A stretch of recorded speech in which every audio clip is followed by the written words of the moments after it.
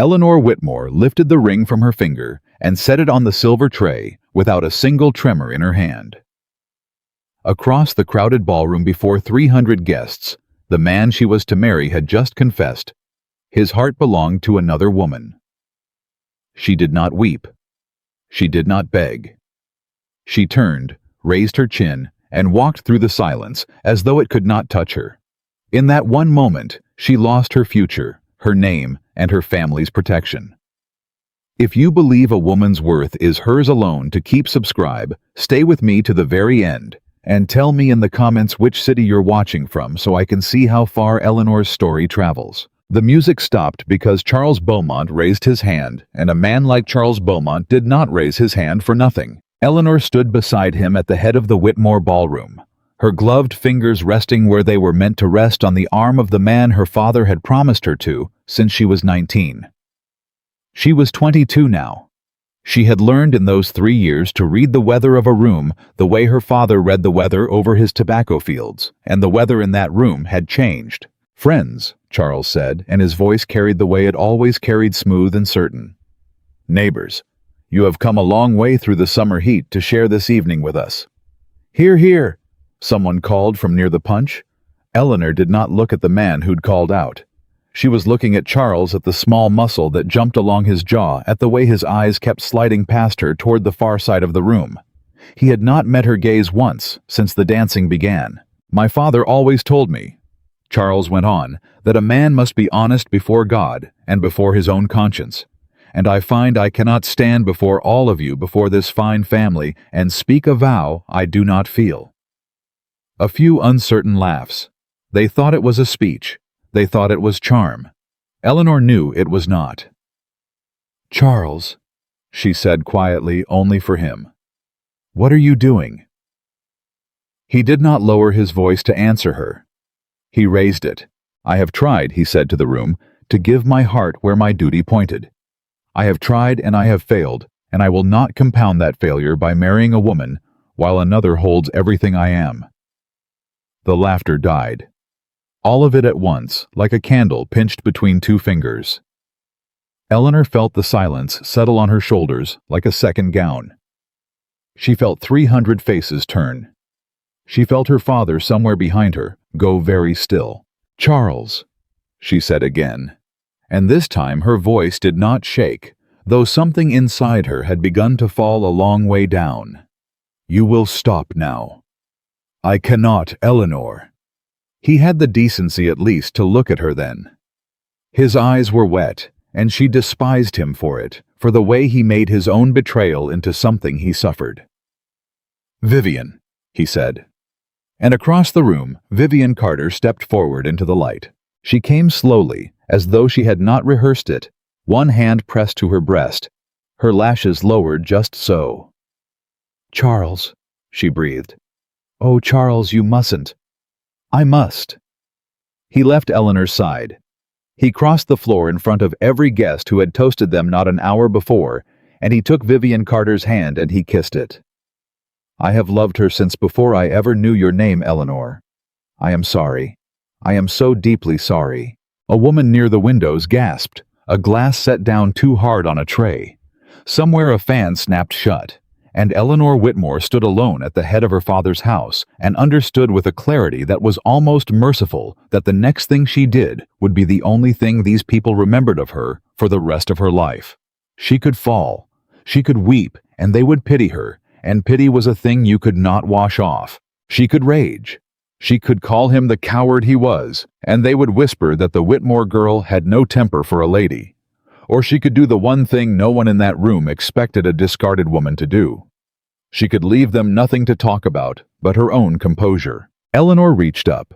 She drew the glove from her left hand finger by finger, slow, and the only sound in all that great room was the soft pull of silk.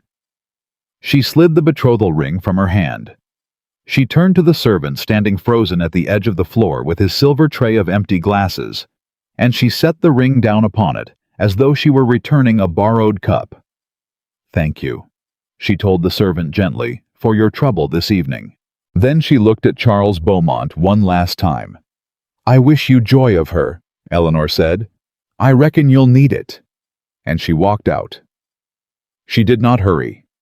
That was the thing they would all remember, that the Whitmore girl did not hurry.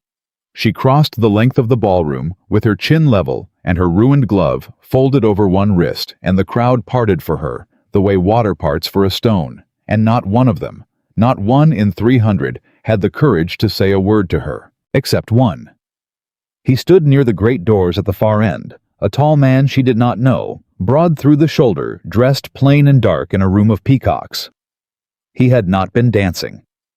She had marked him earlier, without quite meaning to the way you mark the one still thing in a crowd. As she reached the doors, he stepped aside to let her pass, and he reached up and touched the brim of a hat. He was not wearing. An old soldier's habit, that gesture done without thinking. "Ma'am," he said, low, just for her. Eleanor stopped. For one breath she let herself look at him. "Do I know you, sir?" "No, ma'am, you don't." His eyes were steady on hers, and there was no pity in them, and she was grateful past speaking for the absence of it. "But I'll tell you what I just saw, if you'll permit me." "I'm not certain I can bear to hear it." "You walked out of that room," the stranger said, with more dignity than every man who stayed in it. He paused. "Including the one who put you here." Eleanor's throat tightened in a way that Charles Beaumont's whole speech had not managed. "That's a kind thing to say to a woman who's just lost everything." "It ain't kindness, ma'am, it's the truth. I'm too old to confuse the two." And then he opened the door for her, and she stepped out into the warm dark of the summer night, and she did not learn his name, and she told herself she did not care to. His name was Nathaniel Ashford. She would learn it soon enough. The carriage ride home was 4 miles of silence, and her father broke it before they reached the gate. "You will turn this carriage around," Jonathan Whitmore said. Eleanor looked out at the dark fields. "I will not." "You will go back into that house, Eleanor, and you will smile, and you will tell that room it was a misunderstanding, a jest gone too far." He kissed her hand in front of the governor's wife, father. "I do not care if he kissed her on the church steps on Sunday morning." Her father's voice cracked like a whip in the small space. "Do you understand what you have done? Do you understand what walking out of that room has cost this family?" Eleanor turned to look at him then, and what she saw in her father's face frightened her more than anything Charles had done, because Jonathan Whitmore was not heartbroken for her. He was not even angry on her behalf. He was afraid. "What is it?" Eleanor said slowly. "What is it you're so afraid of, father? You will mind your tongue.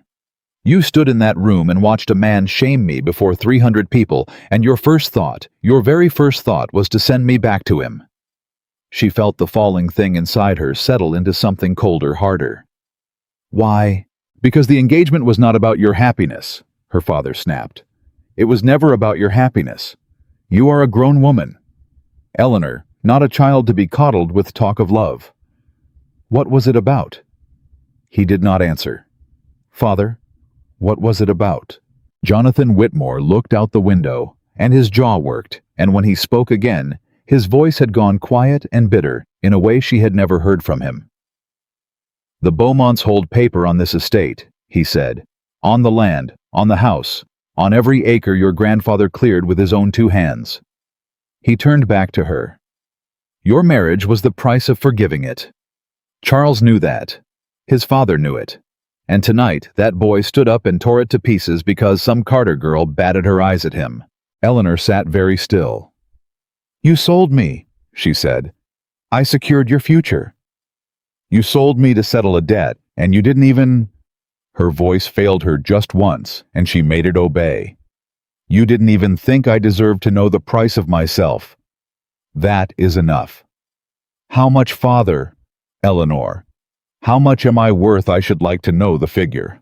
A woman should know what she fetched." Jonathan Whitmore raised his hand. He had never struck her in her life, and he did not strike her now. But he raised it, and they both saw it, and something between them that had been whole for 22 years tore clean down the middle and could not be sewn. He lowered his hand slowly. "You will be ruined," he said. "No respectable family will have you now. You have no fortune of your own, no protector, no name worth speaking. Do you understand that by morning every drawing room from here to Charleston will have heard that Eleanor Whitmore was thrown over for a mistress and hadn't the sense to weep about it? Then let them speak. They will speak for years. Let them speak for the rest of my life, Eleanor said, and to her own surprise, she found she meant it. I would rather they speak of a woman who kept her own dignity than pity one who crawled back to a man who didn't want her. You raised me to be worth something, Father. You only forgot to tell me you'd already spent it. Her father said nothing more for the rest of the ride. When the carriage stopped, he went into the house ahead of her and did not look back, and a door closed somewhere in the dark, and Eleanor stood alone in the front hall of the only home she had ever known, and understood that it was no longer hers. It had never been hers. It had been collateral. She did not sleep. She sat at the window of her room with the ruined glove still folded in her lap, and watched the summer dark go gray. And she did not weep because she had decided in the carriage that she was finished weeping for the convenience of men who would not weep for her. A little after dawn, her maid Hattie came up with a tray she had not asked for and set it down without a word and stood there twisting her apron. "Say it, Hattie," Eleanor said. "It ain't my place, Miss Eleanor. I've been told all night what my place is and isn't. I find I've lost my taste for it. Say what you came to say." Hattie's eyes were red. "There's already talk in the kitchen, miss. The grooms heard it from the Beaumont stables before sunup. They're saying—" She swallowed. "They're saying Mr. Charles and Miss Carter had an understanding long before your engagement was ever announced, months before. That it was always meant to come apart, miss. That somebody wanted it to." Eleanor went very still. "Somebody wanted it to," she repeated. "That's the talk, miss." "And who profits?" Eleanor said slowly, more to herself than to the girl. "If a debt is forgiven, and a marriage is broken, and the daughter is too disgraced to ever speak against any of it." Hattie did not understand the question, but Eleanor was no longer asking her. She rose from the window.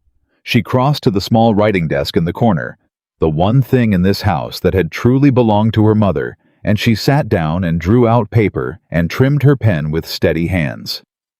"Hattie, you said the grooms heard it before sunup, from the Beaumont stables." "Yes, miss. Then somebody at this Beaumont house was awake all night same as me, making certain the story was told right before the truth could get its boots on." Eleanor dipped her pen. "I should like to know who." "Miss, what are you going to do?" Eleanor looked up. And for the first time since the music had stopped, something flickered in her face that was not grief and was not anger, something quieter and far more dangerous. The look of a woman who has been handed the worst the world can do to her and discovered to her own astonishment that she is still standing. "They have already decided what I am, Hattie," she said. "A foolish girl who was thrown over and hadn't the sense to cry about it. A woman with no fortune, no name, and no one in the world to speak for her." She pressed the pen to the paper. "They are about to learn how badly they have misjudged the one thing they left me." "What's that, miss?" "My patience," Eleanor said. "And the fact that I was listening every single time they thought I wasn't."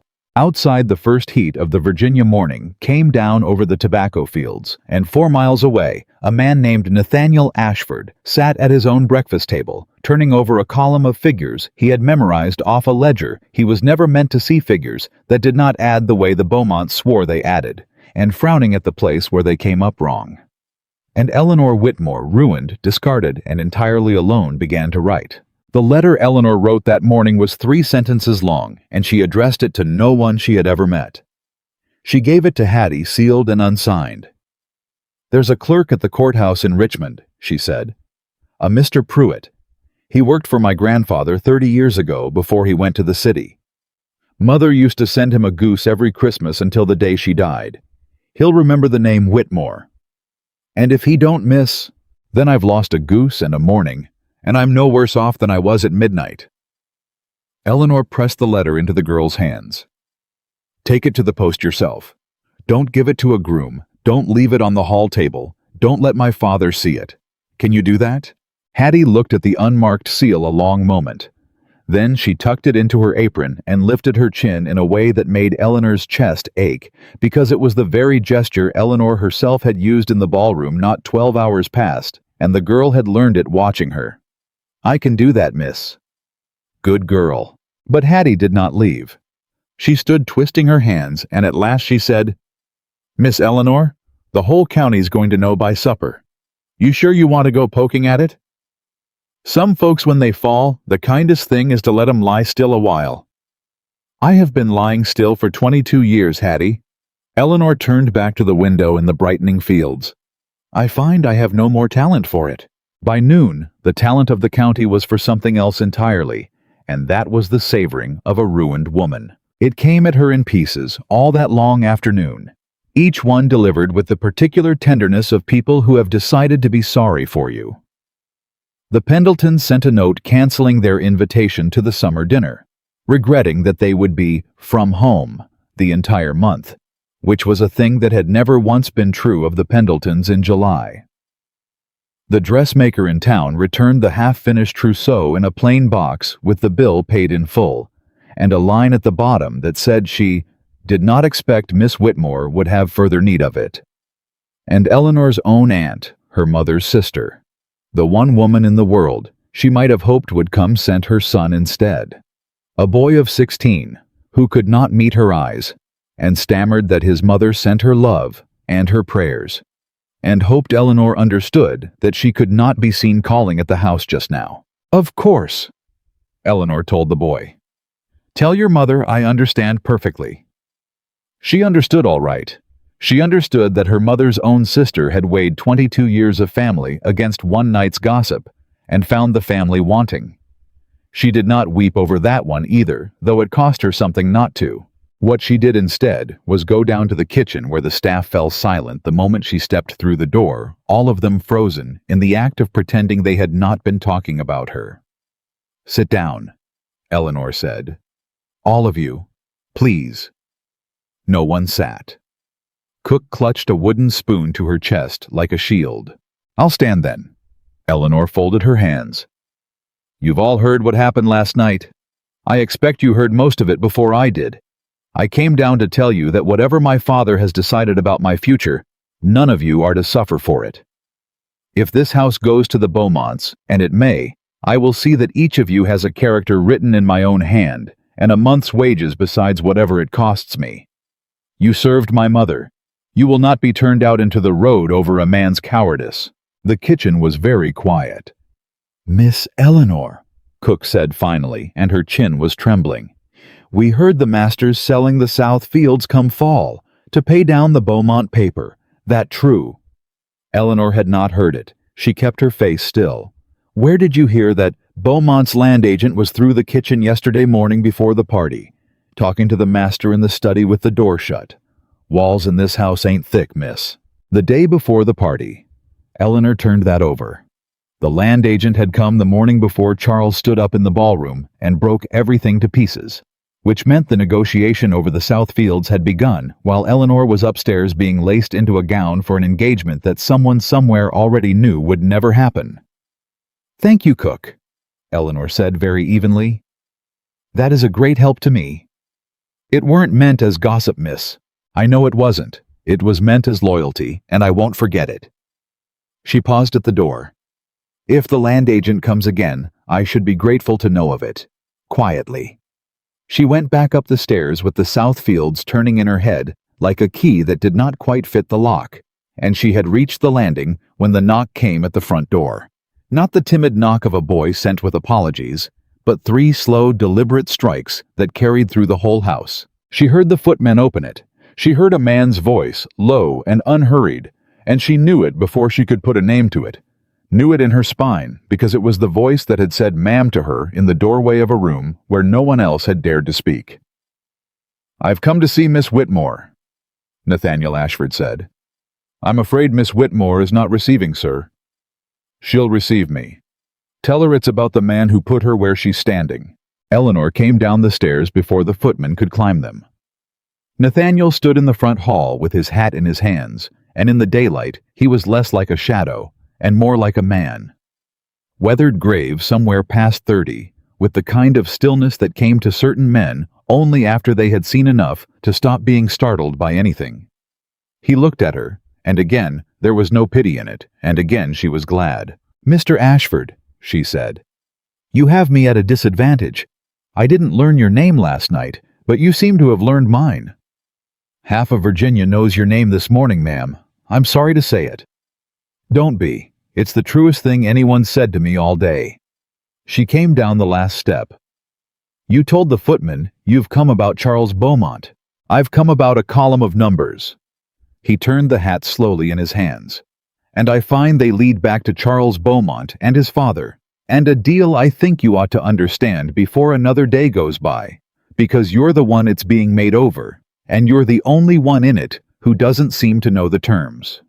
Eleanor felt the floor of her chest go cold and steady, the way it had in the carriage. "You'd better come into the parlor, Mr. Ashford." "Your father at home?" "My father," Eleanor said, "is the last person I want to hear what you have to say." A muscle moved at the corner of Nathaniel's mouth that in another man might have been the beginning of a smile. "Then the parlor it is." She did not offer him tea, and he did not seem to expect it. They sat across from each other, and Nathaniel set his hat on his knee and got to it without ceremony, the way she was already learning he got to everything. "You know your father owes money to the Beaumonts. I learned it last night, in a carriage, rather later than I'd have liked." "You know how much?" "He wouldn't tell me the figure. He said a woman shouldn't trouble herself." Nathaniel was quiet a moment. "It's $11,000, ma'am." Eleanor did not move, but the number landed in her like a stone, dropped down a well, and she counted the silence before she heard it hit bottom. $11,000. It was a sum to buy a plantation. It was a sum no tobacco crop in 3 bad summers running could ever hope to clear. "That can't be right," she said. "My father's not a reckless man. He's never gambled, never speculated. He didn't gamble it, ma'am. He was lent it, slow over 4 years. A little here when the crop came short, a little there when the price of leaf fell out from under him. Each time the Beaumonts were generous. Each time they only asked the smallest thing in return, a signature, a parcel of land, set as surety, your grandfather's bottom land, down by the river the 3rd time." Nathaniel's voice did not change, but something behind it tightened. "By the 4th year, there wasn't much left to set down, but the house itself. And by then, they didn't need to ask for the house. They had something better. Me," Eleanor said. "You," he agreed. She looked at her own hands folded in her lap, the left one bare now, where the ring had been. "How do you come to know all this, Mr. Ashford?" "You're not a Beaumont. You're not a Whitmore. You stood in the back of that ballroom, like a man at a funeral he wasn't sure he was welcome at."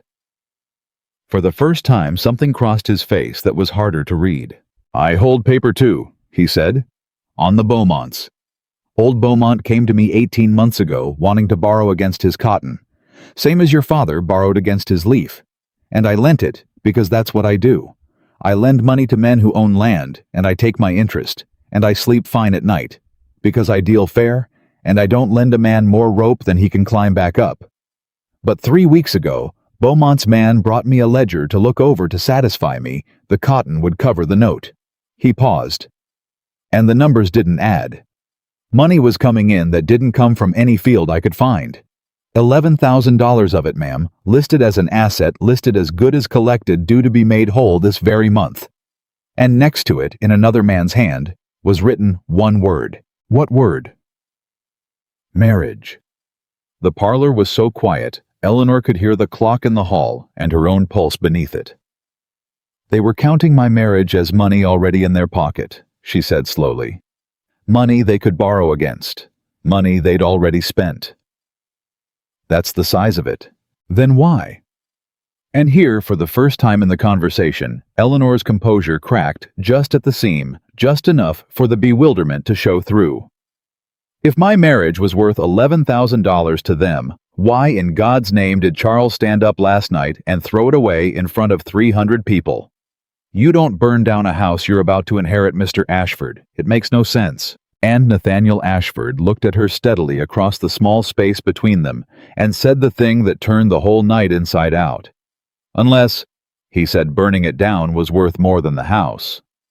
Eleanor stared at him. I don't understand. Neither did I at first. He leaned forward, the hat forgotten on his knee. Think on it, ma'am. The debt's collateralized against your father's land, the bottom land, the south fields, the house itself. As long as the debt stands, the Beaumonts can call it in any time they please and take the land at their own price. The marriage forgives the debt. The marriage makes you and Charles one household, makes your father's land safe, makes the whole thing settle out clean and fair. He let that sit. Now, who profits if the marriage doesn't happen? Eleanor's mind moved faster than her breath could keep up with. If the marriage doesn't happen, the debt isn't forgiven. The debt stands. And if the debt stands, they can call it in. They can take the land. At their own price, Nathaniel finished. $11,000 of debt against land worth 3 times that, and a ruined daughter too disgraced to make a sound when they come to collect, and a father too ashamed of how he got into it to fight them in any court in the state. He sat back. Your engagement was never going to end in a wedding, ma'am. I'd stake my life on it. It was always going to end exactly the way it ended last night. The only question was whether they could make it look like Charles's broken heart instead of Beaumont's broken word. And they did. Lord, but they did it well. They did. Eleanor rose from her chair. She walked to the window. She stood with her back to him, and her bare hand pressed flat against the warm glass, and she made herself think it all the way through to the end, past the humiliation, past the betrayal, all the way down to the cold floor of it. Vivian Carter, she said. Ma'am, you said Charles had to make it look like his own broken heart. He couldn't simply jilt me. A man who jilts a woman for money is a scoundrel, but a man who jilts her for love is only weak, and the county forgives weakness in a handsome man. She turned around. He needed a woman beautiful enough that no one in that room would question why he'd thrown me over for her. A woman willing to stand up in front of 300 people and play the part of the great love he couldn't deny. Vivian Carter, Nathaniel said. How much do you suppose does a woman charge for a performance like that? More than $11,000 if she's clever. And by every account, Ma'am Vivian Carter is the cleverest woman in the state. Eleanor laughed, then one short, disbelieving breath of a laugh that had no humor in it at all. She humiliated me before everyone I have ever known. She let me stand there and watch the man I was promised to kiss her hand, and it was a part she was paid to play. I don't know that she was paid in money, Nathaniel said carefully. Women like Vivian Carter, ma'am, they don't always trade in money. Sometimes they trade in position. A girl with a fine face and no fortune of her own, she might do a great deal to become Mrs. Charles Beaumont in earnest, once the inconvenient first fiancé was out of the way. Then she's a fool, Eleanor said flatly, because a man who'll burn one woman to the ground to save his family's land will do the very same to her the day she stops being useful. That, Nathaniel said, is the first thing either of us has said all afternoon that I'd bet money on. They sat with it a moment, the truth of it laid out between them like a hand of cards turned face up. And then Eleanor did the thing that would set the whole rest of it in motion. The thing that would carry her out of the wreckage of one night and into something far larger and far more dangerous. She sat back down across from him, and she folded her hands and she said, "Why have you told me this, Mr. Ashford?" He blinked as if it were not the question he'd expected. Because it's the truth, and you've a right to it. That's a noble answer. It isn't the whole one. Eleanor watched him the way she had once watched the weather of a ballroom. You hold 18 months of paper on the Beaumonts. If they collect $11,000 off my father's ruin, that's $11,000 more they can use to pay you, and you're made whole, and you go home and sleep fine as you say you do. So I'll ask you again, and this time I'd be obliged if you'd answer plain. What is it you want? For a long moment, Nathaniel Ashford said nothing at all. He looked at her with something in his face that had not been there before. Not pity. Never pity, but a kind of careful reassessment, the look of a man who has reached for a teacup and found a blade. They lied to me, he said finally. When Beaumont's man brought me that ledger, He swore on his father's grave that the 11,000 was good money, collected fair. He sat in my house and ate my bread and lied to my face and used my own loan to finance the ruin of a girl who never did him a day's harm. His jaw set. I lend money, Miss Whitmore. I don't break people for it. And I will not be made a party to a thing like this without my knowing in my name with my money. That's what I want. I want it set right. He paused, and something in him gentled just slightly around the edges. And I'll own there's a piece of it that's plain selfish. I sat in the back of that room last night, fully expecting to watch a foolish girl fall apart. I watched something else instead. I watched a woman take the worst night of her life and walk through it like she'd been training for it since birth. I don't see that often, ma'am. A thing like that, when you see it, you don't much want to stand by and watch it get crushed. Bull. Eleanor held his gaze, and for the second time that day, something rose in her throat that no act of Charles Beaumont's had been able to summon. I told you last night that was a kind thing to say to a woman who'd lost everything, and I told you it wasn't kindness, it was the truth. He stood and gathered his hat. I haven't changed my mind on that. But I'll tell you something else, Miss Whitmore, before I go, and you can make of it what you will. There's a way to fight this. It's a hard way. It means letting the whole county go on believing you're a ruined girl who hasn't the sense to cry for weeks yet, maybe months, while you gather what you need to prove the rest. It means letting them all be wrong about you for a good long while. Most folks can't bear that. Most folks would rather be pitied today than proved right next year. He set the hat on his head. But I watched you walk out of that ballroom, and I don't think you're most folks. Eleanor rose to see him out. At the parlor door, she stopped him with a hand that did not quite touch his sleeve. What do I need, Mr. Ashford, to prove the rest? You need the original ledger, not Beaumont's copy, the one with the word marriage written in it in the hand of whoever planned this. You need to know who that hand belongs to. And you need at least one person who'll stand up and say before witnesses that the broken engagement was arranged before it was ever announced. He looked at her. You find me those 3 things, ma'am, and I'll find you the rest. I've money, and I've patience, and I've a long memory for men who lie to my face. And in return, Nathaniel said, you don't owe me a thing.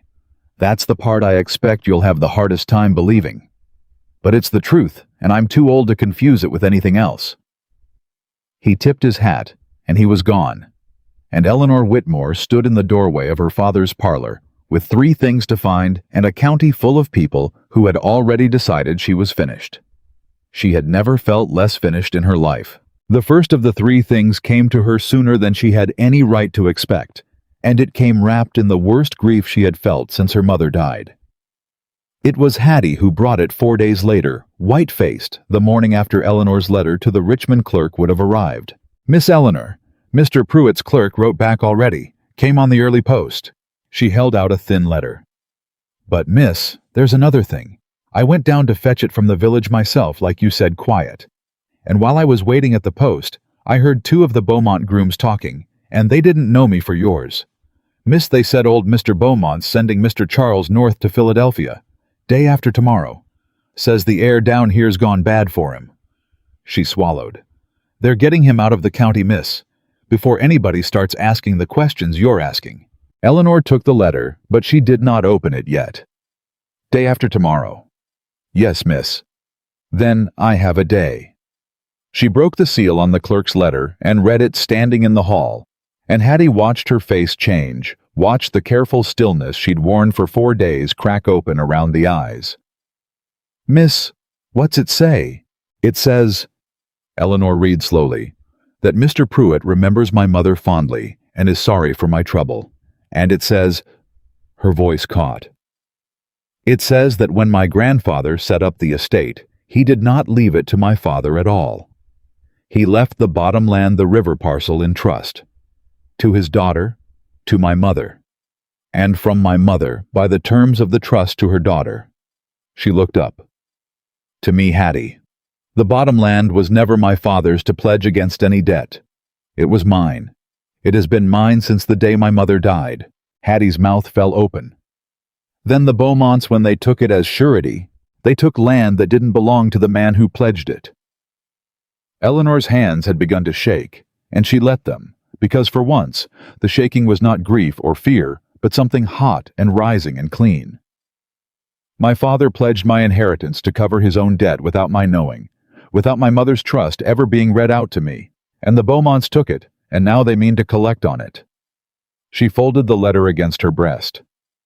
And every man involved in it has spent 4 days believing I was too foolish and too disgraced to ever find out. Miss Eleanor. Hattie's voice dropped to a whisper. If that's true, if that land's yours, then your daddy didn't just sell you to a man. He stole from you to pay for it. The word hung in the hall between them. Stole. It was a hard word to set against a father, and Eleanor felt the full weight of it, felt the last bright thread of the man who had carried her on his shoulders through the tobacco rows when she was small, snap clean, and fall away. Yes, she said quietly. He did. She did not have long to grieve it because there was a man leaving for Philadelphia in 2 days who held a piece of the truth she needed, and once he was gone behind the safe stone walls of his father's northern connections, she might never get near him again.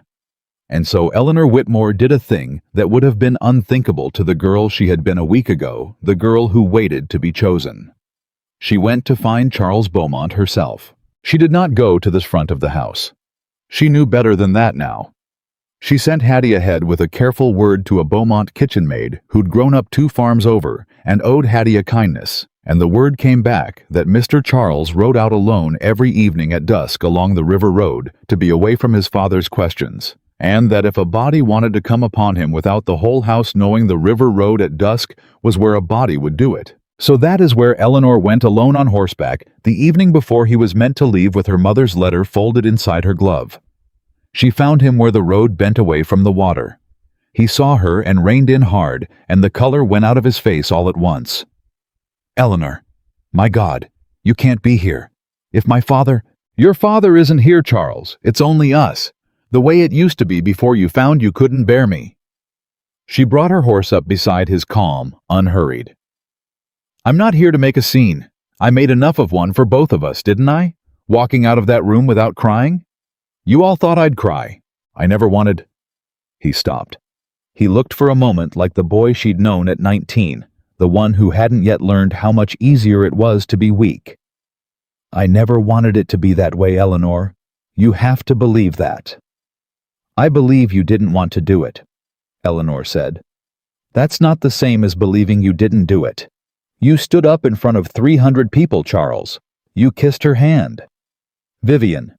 His jaw worked. You don't understand. Then make me understand. You're leaving tomorrow. You'll be gone north and I'll be ruined here, and we'll likely never speak again as long as we both live. So tell me the truth one time, Charles, just once, since you'll never have to face me again. Did you love her, Vivian Carter? Was that the truth at least? And Charles Beaumont, who was weak but who was not at bottom cruel, looked at the woman he had destroyed and could not hold her gaze. No, he said. The word came out of him like something pulled. No, I didn't love her. God help me, Eleanor, I hardly know her. My father— He pressed the heel of his hand to his eyes. My father arranged it, all of it, months ago. He told me what I had to do and how I had to do it, and he told me that if I didn't, we'd lose everything, the house, the land, all of it, and that your father had as good as agreed that it was the only way out for both families, that you'd be provided for, that you'd— His voice broke. He said you'd hardly suffer at all. He said a clean break in public was kinder than a long engagement that died slow. He said you were strong enough to bear it. He laughed, and it was an awful sound. He was right about that at least. You bore it better than I did. Eleanor sat very still on her horse, and let him say all of it, every word, because she understood with the cold, clear part of her mind that was always working, now that this was the second of the 3 things Nathaniel had named. Someone who'll stand up and say the engagement was arranged before it was announced. And here it was falling out of Charles Beaumont's mouth on a river road, at dusk, unprompted, the whole shape of the thing. Your father arranged it, she repeated. With Vivian Carter, and with mine. With yours. Charles looked up miserable. Eleanor, your father knew. Of course he knew. He couldn't pay the debt. This was the only way the books came clean for everyone. Mine got the... He stopped. Got the what, Charles? Eleanor's voice was very soft. Finish it. You've come this far. Your father got what... And here, Charles Beaumont made the mistake that men like Charles always make at the end, which is that having begun to tell the truth, he could not find the place to stop. The land, he said. The bottom land, the river parcel. That's what the whole thing was for. Not the marriage was just how it was supposed to look. My father wanted the river land. He's wanted it for years. It's the only good water access for 10 miles, and your grandfather never would sell it to anyone. So when your father came begging for money, my father saw his chance. He'd lend and lend until the only thing left to take was the bottom land, and then... He stopped again, and this time the horror of what he was saying seemed finally to reach him. Then he'd take it. Either through the marriage slow and clean, or through the broken engagement fast and dirty with you too ruined to fight, and your father too ashamed to. Eleanor felt the whole thing close around her at last, like a hand closing into a fist. The debt, the marriage, the public humiliation built to look like love. Vivian Carter paid in position to play her part. Her father's signature pledging land that was not his to pledge. And under all of it, the real prize. The thing they had been reaching for the whole time. The riverland her grandfather cleared with his own 2 hands and left in trust to her. Charles, she said, and her voice was so calm it frightened him more than weeping would have. Did your father know the bottom land wasn't my father's to pledge? Charles went white. What? The river parcel. The land you all built this whole ruin to steal. My grandfather left it in trust, to my mother, and to me. It has been mine, Charles, by law since the day my mother died. My father had no more right to pledge it against your family's loan than he had to pledge the courthouse or the church. She watched the truth of it land in his face. So I'll ask you again, did your father know? I don't. Eleanor, I swear to you, I never. Because if he knew, Eleanor said, then this wasn't a hard bargain between 2 desperate families. It was theft. Plain theft dressed up in a betrothal and a broken heart. And the man who plotted it, and the woman who performed it, and the father who signed it all away. Every one of them stood in that ballroom and watched me walk out, and every one of them is going to learn that the foolish, ruined girl they all felt so sorry for owned the very ground they were fighting over the entire time. Charles Beaumont stared at her on the dusk road like a man who has just understood far too late that he has been standing on a trapdoor. "What are you going to do?" he whispered. Eleanor gathered her reins. For a moment she looked at him, truly, looked at him, this weak, handsome boy, who had been the price of her humiliation, and was now without his ever meaning to be the witness to her vindication. "You're leaving for Philadelphia in the morning," she said. "Go. Get clear of it. I won't stop you, and I won't name you if I can help it, because whatever else you are, Charles, you told me the truth tonight when you didn't have to, and I find I'm not the sort to forget a thing like that." She turned her horse. "But you'll do one thing for me before you go. Anything. God, Eleanor, anything. Write down what you told me, tonight, all of it. Your father's plan, the timing, the riverland, Vivian's part in it. Write it in your own hand, and sign it, and have it witnessed by someone who isn't your father, and send it to a man named Nathaniel Ashford before you cross the state line." She looked back at him over her shoulder. "You burned my whole life down to look like a man with a broken heart, Charles. Now you're going to put it on paper and look just once like a man with a conscience. It's the cheapest thing I'll ever ask of you, and it's the only thing that might let you sleep at night for the rest of your life." She rode off into the falling dark, and did not look back to see whether he wept, though she thought from the sound that followed her down the river road that he likely did. 2 of the 3 things, then.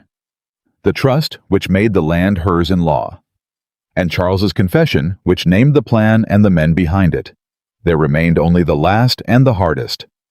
The original ledger, the one with the word marriage, written in the hand of whoever had planned the whole thing, because a confession could be denied, and a trust could be tied up in courts for years. But a ledger in a man's own hand with the price of a woman's ruin written out in a column like the cost of seed corn was a thing no amount of cleverness could explain away. And the ledger, Eleanor knew, was in old Mr. Beaumont's study. behind a locked door, in a house that wanted her destroyed. She was lying awake, turning over how a ruined woman with no fortune and no protector might get into a locked study in an enemy's house, when the third thing came to her, not as she'd expected it, not as a thing she had to seize, but as a thing that walked up to her front door of its own accord and asked very prettily to be let in. It was Vivian Carter. She came at mid-morning 2 days after Charles had ridden north in a borrowed carriage, and a gown a shade too fine for a morning call, and she sent up her card, and Hattie brought it to Eleanor's room with an expression of such open outrage that Eleanor nearly laughed.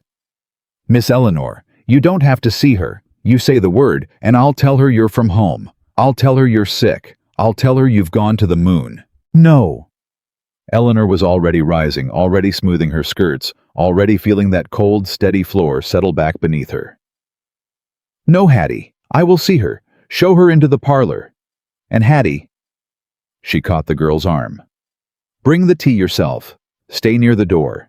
And whatever you hear, whatever she says to me, you say nothing, and you remember everything. Can you do that?" "I can do that, miss." Hattie's chin came up.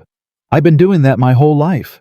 Vivian Carter rose when Eleanor entered the parlor, and she did it gracefully, and she wore an expression of such tender, brimming sympathy that a person who did not know better might have wept at the sweetness of it. "Eleanor." She came forward with both hands out. "Oh, my dear. I had to come. I couldn't bear to think of you here alone with everyone being so cruel. I had to tell you myself how dreadfully sorry I am for all of it." Eleanor did not take the offered hands. She sat down, and after a moment, when it became clear that no embrace was coming, Vivian sat too, smoothing her face back into its perfect grief. "That's a long way to come," Eleanor said, "to tell a woman you're sorry for a thing you helped to do." A flicker. Just a flicker behind the lovely eyes. Then it was gone. "I don't know what you mean," Vivian said gently. "I know how it must look, dearest. I know the whole county is whispering. But Charles and I, what's between Charles and I, we never meant for it to hurt you. The heart simply doesn't ask permission, Eleanor. You'll understand that someday, when you love someone the way I love him." Charles is in Philadelphia. "He needed time. We both did. It's all been so painful. He left 2 days ago," Eleanor said. "And before he went, he told me everything." The flicker came back, and this time it stayed. "I don't know what you think he told you. He told me your father didn't arrange this. His did. He told me the marriage was never meant to happen, that the whole engagement was built to come apart in public so that the Beaumonts could call in my father's debt and take the Riverland. He told me you were brought in to play the great love so it wouldn't look like the theft it was." Eleanor watched her. "He told me you did it for position, Vivian. To become Mrs. Charles Beaumont once the inconvenient first fiancé was disposed of. Was that the price? Or did they pay you in something you could spend?" Vivian Carter's face did a remarkable thing then. The grief slid off it entirely all at once, like a mask coming away, and what was underneath was not anger and was not shame. It was amusement. "My," she said softly, and her whole voice had changed, dropped its sweetness, gone cool and clean and sharp as a blade. "He really did tell you everything, didn't he? The little fool. I told them he hadn't the spine for it. I told them he'd crack the moment someone looked at him kindly." She tilted her head, studying Eleanor with frank, almost approving curiosity. "And here I came to find out how much you knew, and you've gone and saved me the trouble. You're cleverer than they said. They all said you were a quiet little thing, decorative, easy. They were wrong. They were very wrong." Vivian settled back entirely at her ease now, as if the dropping of the mask were a relief to her. "All right, Eleanor. Since we're being honest, and since you can't prove a word of it, and we both know that's the truth, let me tell you how the world actually works, because somebody clearly never bothered. Yes, I played my part. I played it beautifully, and I'd do it again tomorrow, because I have a face and a name, and not $1 to put behind either. And a woman in my position takes the chances the world hands her, or she ends up a governess in someone else's house, wiping someone else's children's noses until she dies. You had everything I'll never have. A father, A home, a future handed to you in a settlement. You'd have married Charles and been bored and comfortable for 40 years and never once known how lucky you were. Her smile was almost pitying now, and far more genuine than the grief had been. I took it from you. And the only reason you're sitting there looking at me like that instead of weeping into your tea is that you still think there's something you can do about it. There isn't. A trust you can't afford to defend a confession from a coward halfway to Pennsylvania, a debt that's perfectly legal on its face. You've got nothing, Eleanor, but the truth. And the truth, my dear, is the cheapest thing in the world. Everybody has one. Almost nobody can make anyone believe it. For a long moment, Eleanor did not answer. She let Vivian Carter sit there in her too fine gown, pleased with herself. Certain she had won, certain she had come into the house of a beaten woman and confirmed the beating. Then Eleanor reached over and rang the little bell on the side table. "Hattie," she said when the girl appeared in the doorway. "Miss Carter is just leaving. Will you see her to her carriage?" Vivian rose, gathering her shawl, still half smiling. "I'm glad we understand each other, Eleanor. There's no sense in either of us pretending." "How long?"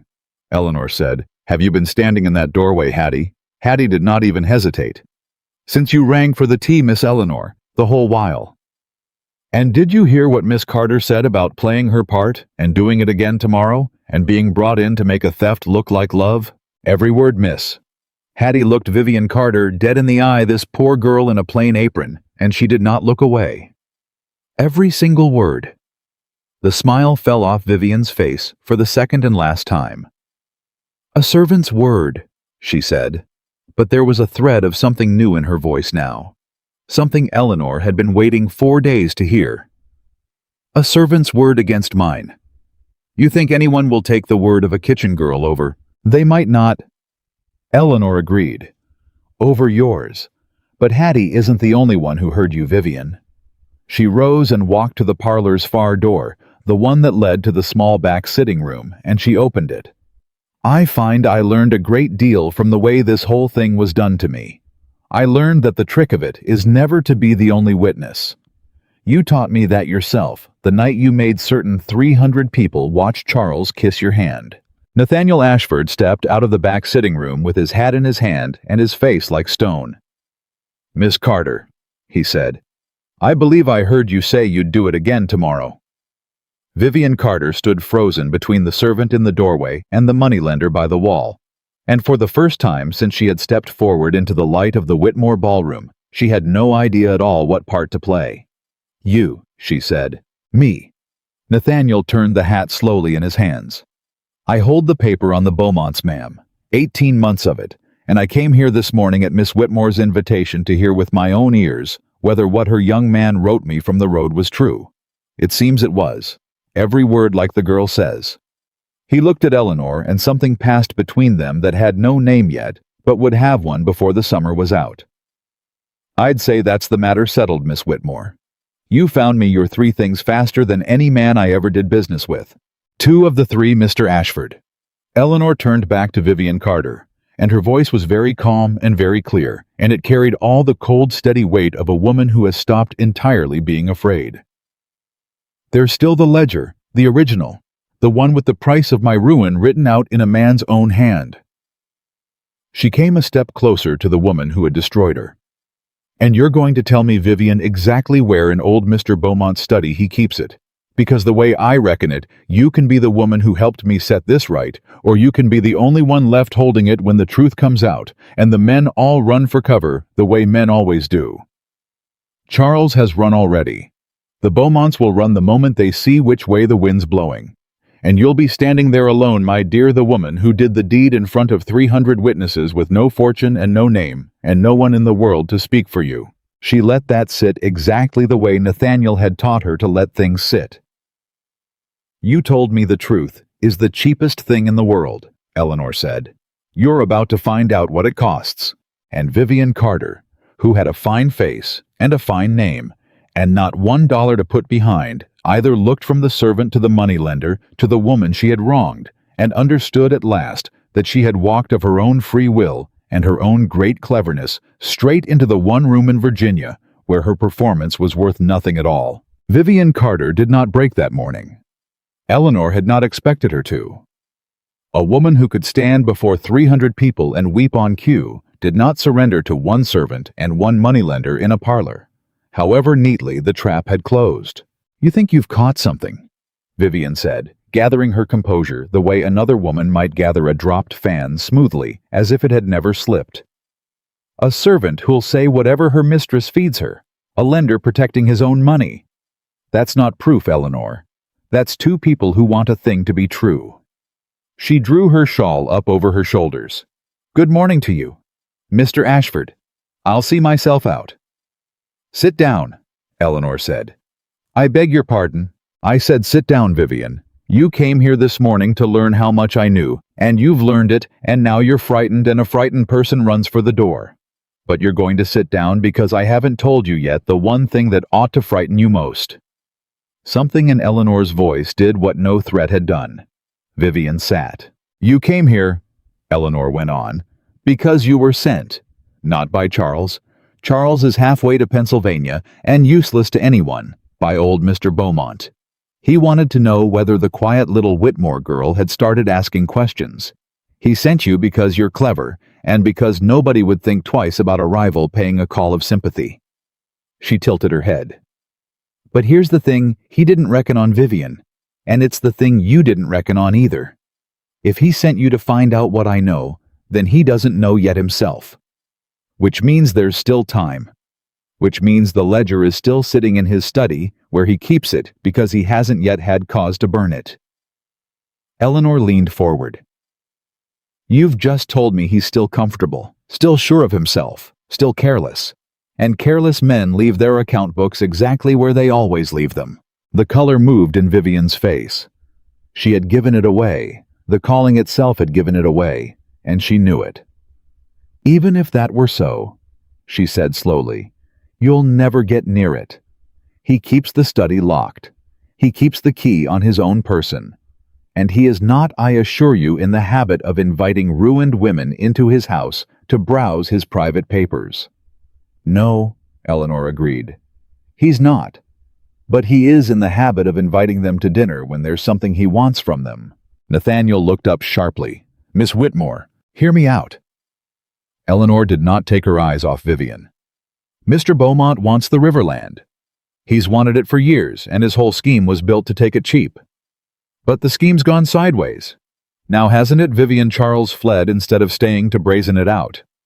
I walked away with my dignity, instead of dissolving into a scandal he could manage. And I haven't crawled to anyone for help, which means he can't be sure what I've found out. A careful man in his position would want to settle the matter quietly.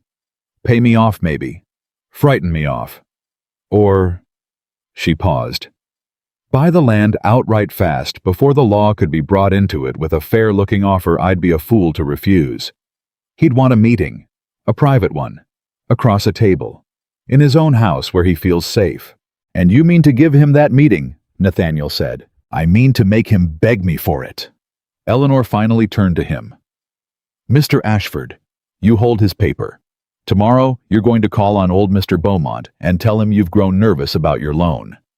Tell him you've heard ugly talk about how he means to collect the Whitmore debt and that you'll not have your money tangled up in a scandal that lands in the courts. Tell him you want the whole thing settled clean within the month, or you'll call in your own note and take your cotton and be done with the Beaumonts forever." She watched it land. "He can't afford to lose you. He's borrowed against money he hasn't collected yet. If you pull out, the whole house of cards comes down before he's got his prize. So he'll do the only thing he can. He'll move fast to settle with me. And when he does, I'll insist gently like a frightened girl who only wants it over with that we meet at his house to sign, with my own lawyer present for propriety's sake." "You don't have a lawyer," Vivian said. "I'll have one by then." Eleanor's mouth curved just slightly.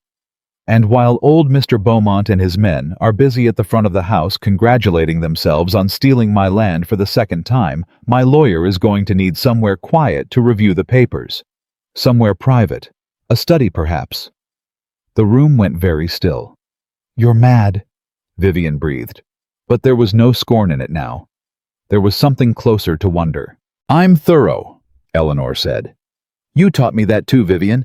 You don't do a thing halfway and hope. You build it so that every door is closed before your mark knows he's in the room." She rose. "Now, I've given you a choice and I meant it. You can be the woman who tells me where in that study the ledger is kept and walks out of this clean with no name attached to any of it.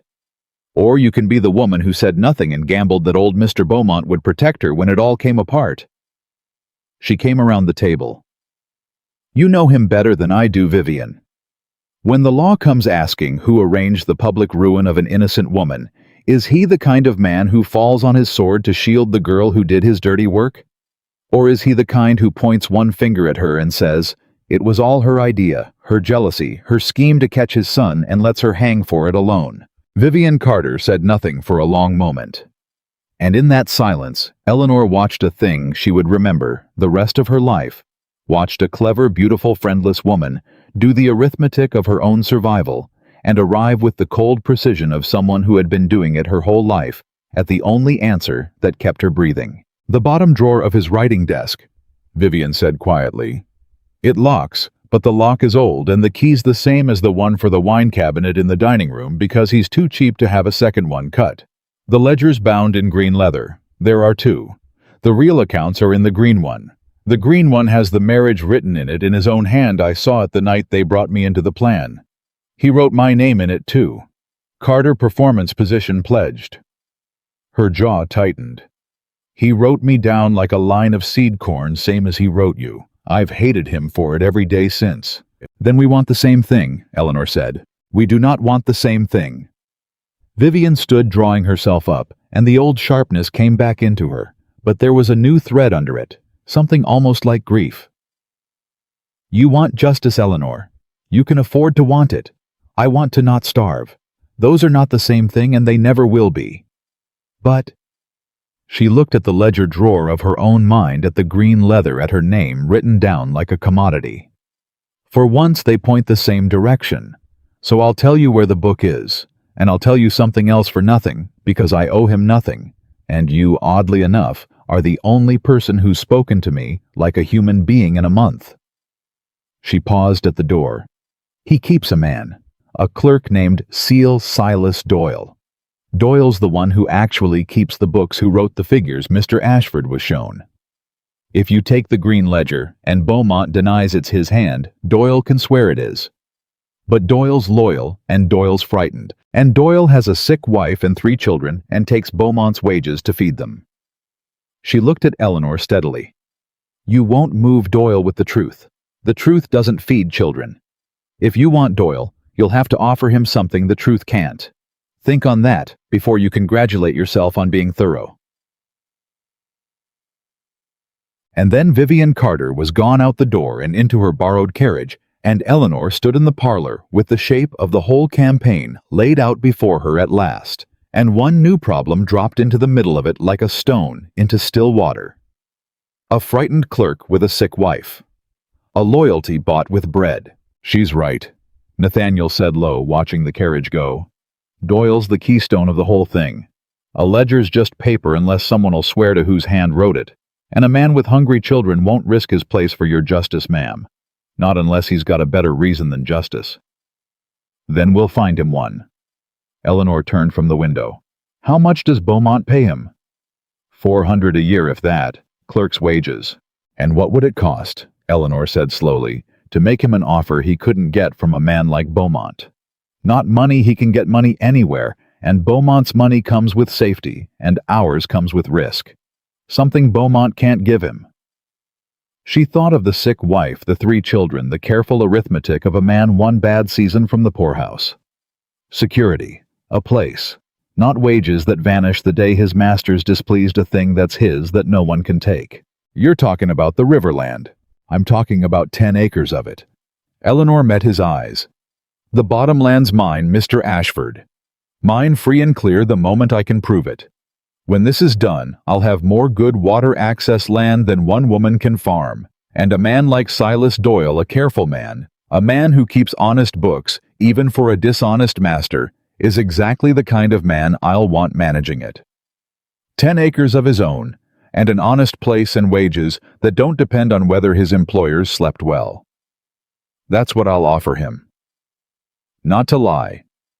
Only to tell the truth once, in exchange for never having to fear the truth again. Nathaniel Ashford looked at her for a long moment, and something in his weathered face shifted, settled like a man setting down a load he hadn't known he'd been carrying. "I've lent money to 100 men who own land," he said, "and not one of them in 20 years has thought to ask what a clerk's loyalty is made of before they tried to buy it." He put his hat on. "You're going to win this thing, Miss Whitmore. I believe that now. I only hope you'll still recognize yourself at the end of it." "What's that supposed to mean?" "It means a person can't learn to think the way these people think," Nathaniel said, "without some of it staying in them. You sound like Vivian Carter just now, cold, clean, reckoning a man's children as leverage." He said it gently without judgment. "I'm not saying you're wrong. The trap won't close any other way. I'm only saying be careful what you turn into to beat them. The land's worth fighting for. So's your name. But there's a thing under all of it that's worth more, and it's the thing that made me follow you out of that ballroom, and I'd hate to watch you lose it on the way to winning everything else." Eleanor was quiet. The reproof landed somewhere deep in the place where her mother's voice still lived, and she did not like how true it felt. "You think I should go to Doyle and simply ask," she said. "Trust to his conscience. Hope." "No, ma'am. Hope's not a plan, and I'm too old to pretend it is." Nathaniel turned at the door. "I think you should offer him the land same as you said. But I think when you offer it, you ought to offer it as the woman who walked out of that ballroom with her chin up, not as the woman who just spent a week learning to scheme like the people who put her there. Doyle's frightened. Frightened men don't trust cleverness. They've been burned by it. They trust a person who looks them in the eye and tells them plain what's true and what it'll cost." He tipped his hat. "Go to him plain, Miss Whitmore. It's harder than going to him clever. But it's the only thing he'll believe." He left, and Eleanor stood a long while in the empty parlor, and she did not like the thing he'd shown her about herself, and she could not unsee it. She went to Silas Doyle 3 days later, and she went plain. She found him the way Vivian had found Charles, by learning his habits and waiting where they took him.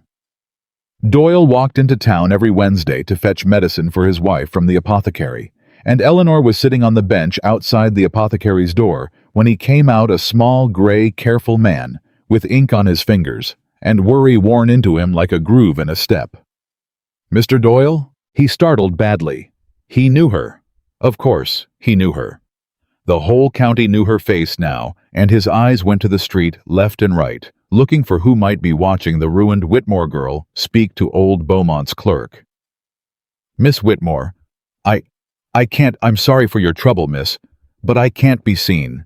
You can sit down on this bench for 2 minutes, and rest your feet, Mr. Doyle. There's no law against a man resting his feet and no shame in it, and if anyone asks, I'll say you were kind enough to give an old neighbor's daughter directions to the milliners." She did not reach for him, did not lower her voice to a scheme's whisper. She kept it plain the way Nathaniel had said. "Sit down, please. I won't keep you long, and I won't ask you to do anything today but listen." He sat because she had given him a way to sit that wasn't dangerous, and because under the fear there was a tired man who had been on his feet since dawn. "How's your wife, Mr. Doyle?" It was not what he'd braced for. His face crumpled a little.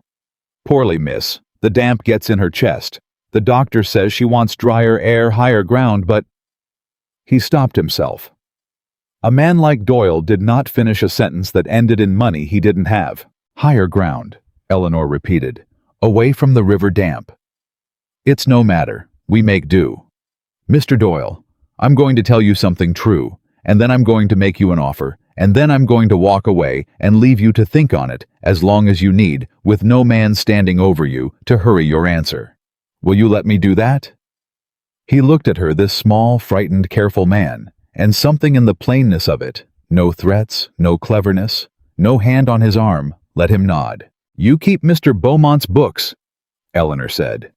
"You keep them honest, I'd wager, even when what they record is not honest, because that's the kind of man you are.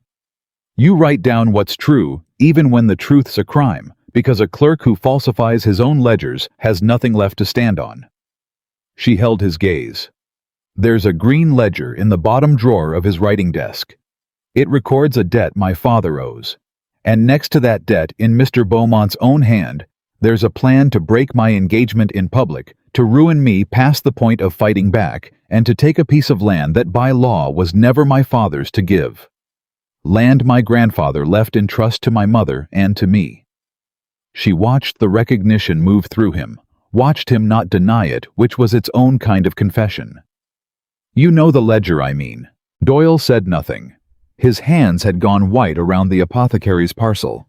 "I'm not here to ask you to steal it," Eleanor said. "I'm not here to ask you to lie.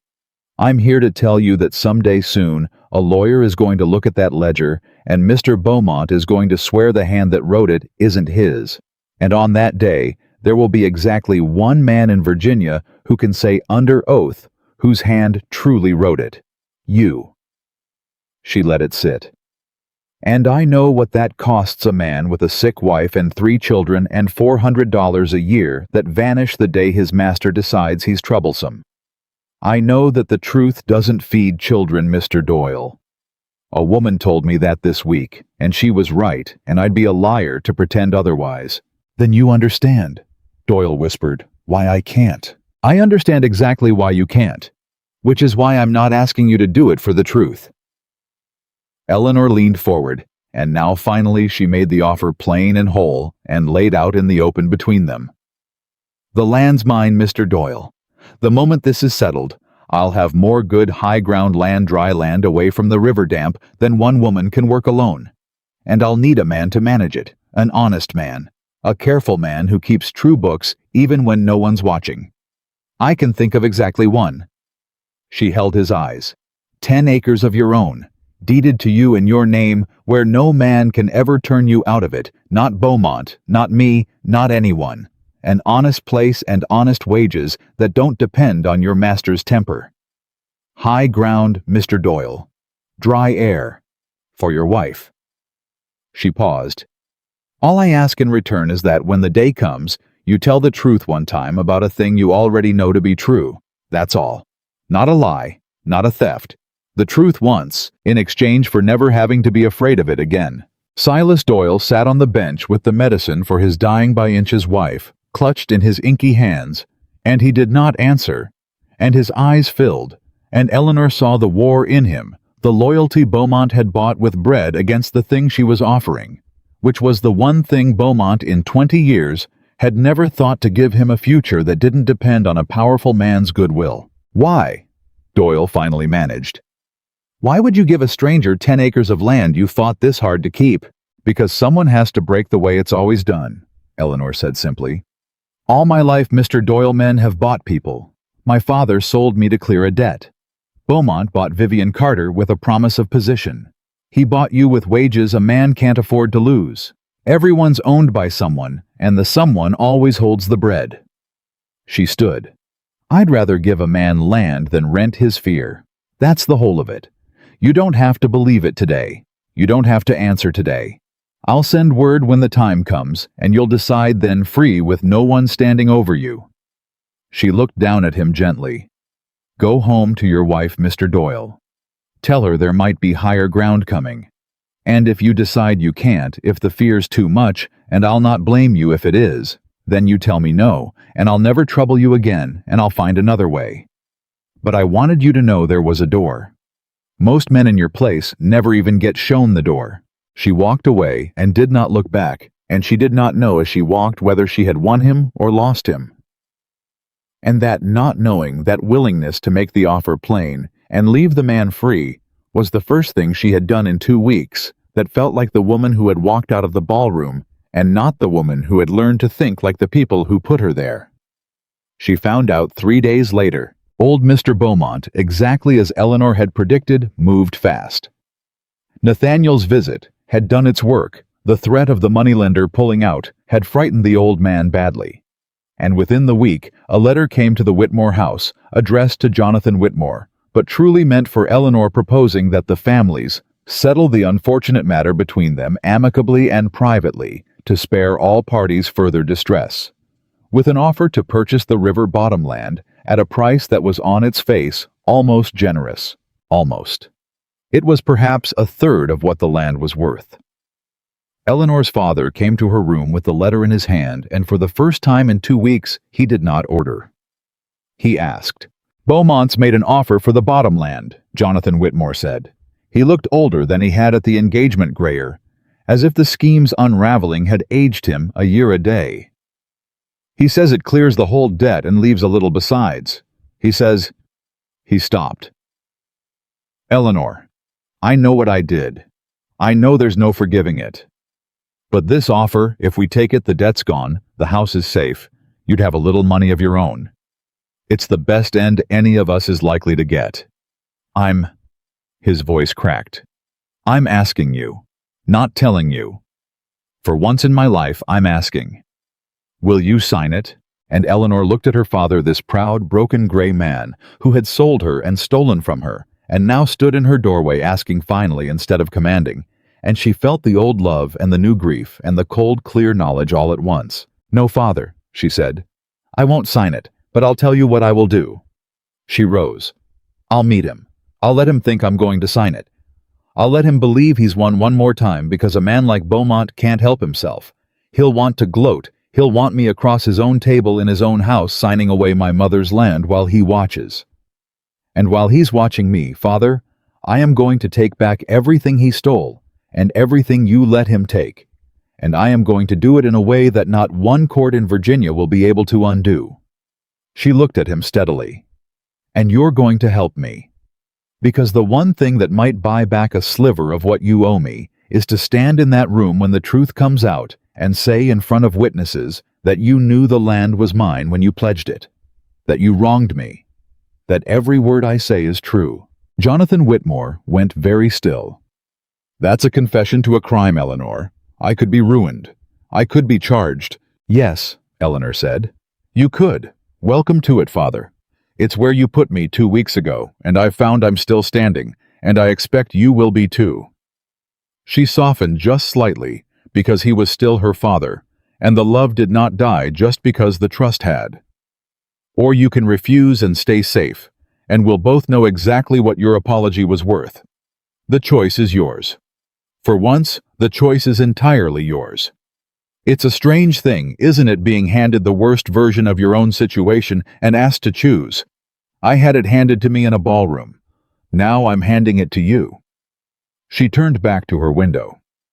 "Think on it. You have until the meeting." The meeting was set for the following Friday at the Beaumont house at noon. Eleanor spent the days before it the way a general spends the days before a battle, not in worry, but in arrangement. She engaged a lawyer in Richmond, a sharp young man named Holloway, who owed his start to old Mr. Pruitt, and who lit up like a struck match when Eleanor laid the trust and Charles's signed confession before him. She and Nathaniel went over the plan a dozen times, each angle, each door. And on Wednesday, the day Silas Doyle walked to town for his wife's medicine, Eleanor sat again on the bench outside the apothecary and waited, and did not know what she would hear. Doyle came out. He saw her. And this time, he did not look up and down the street for who might be watching. He sat down beside her, and for a moment, he said nothing, and then he reached into his coat and drew out a folded paper and pressed it into her hands. "I can't take the green ledger, miss," he said quietly. He'd know by sundown, and he'd burn everything else before you could blink, and then there'd be nothing.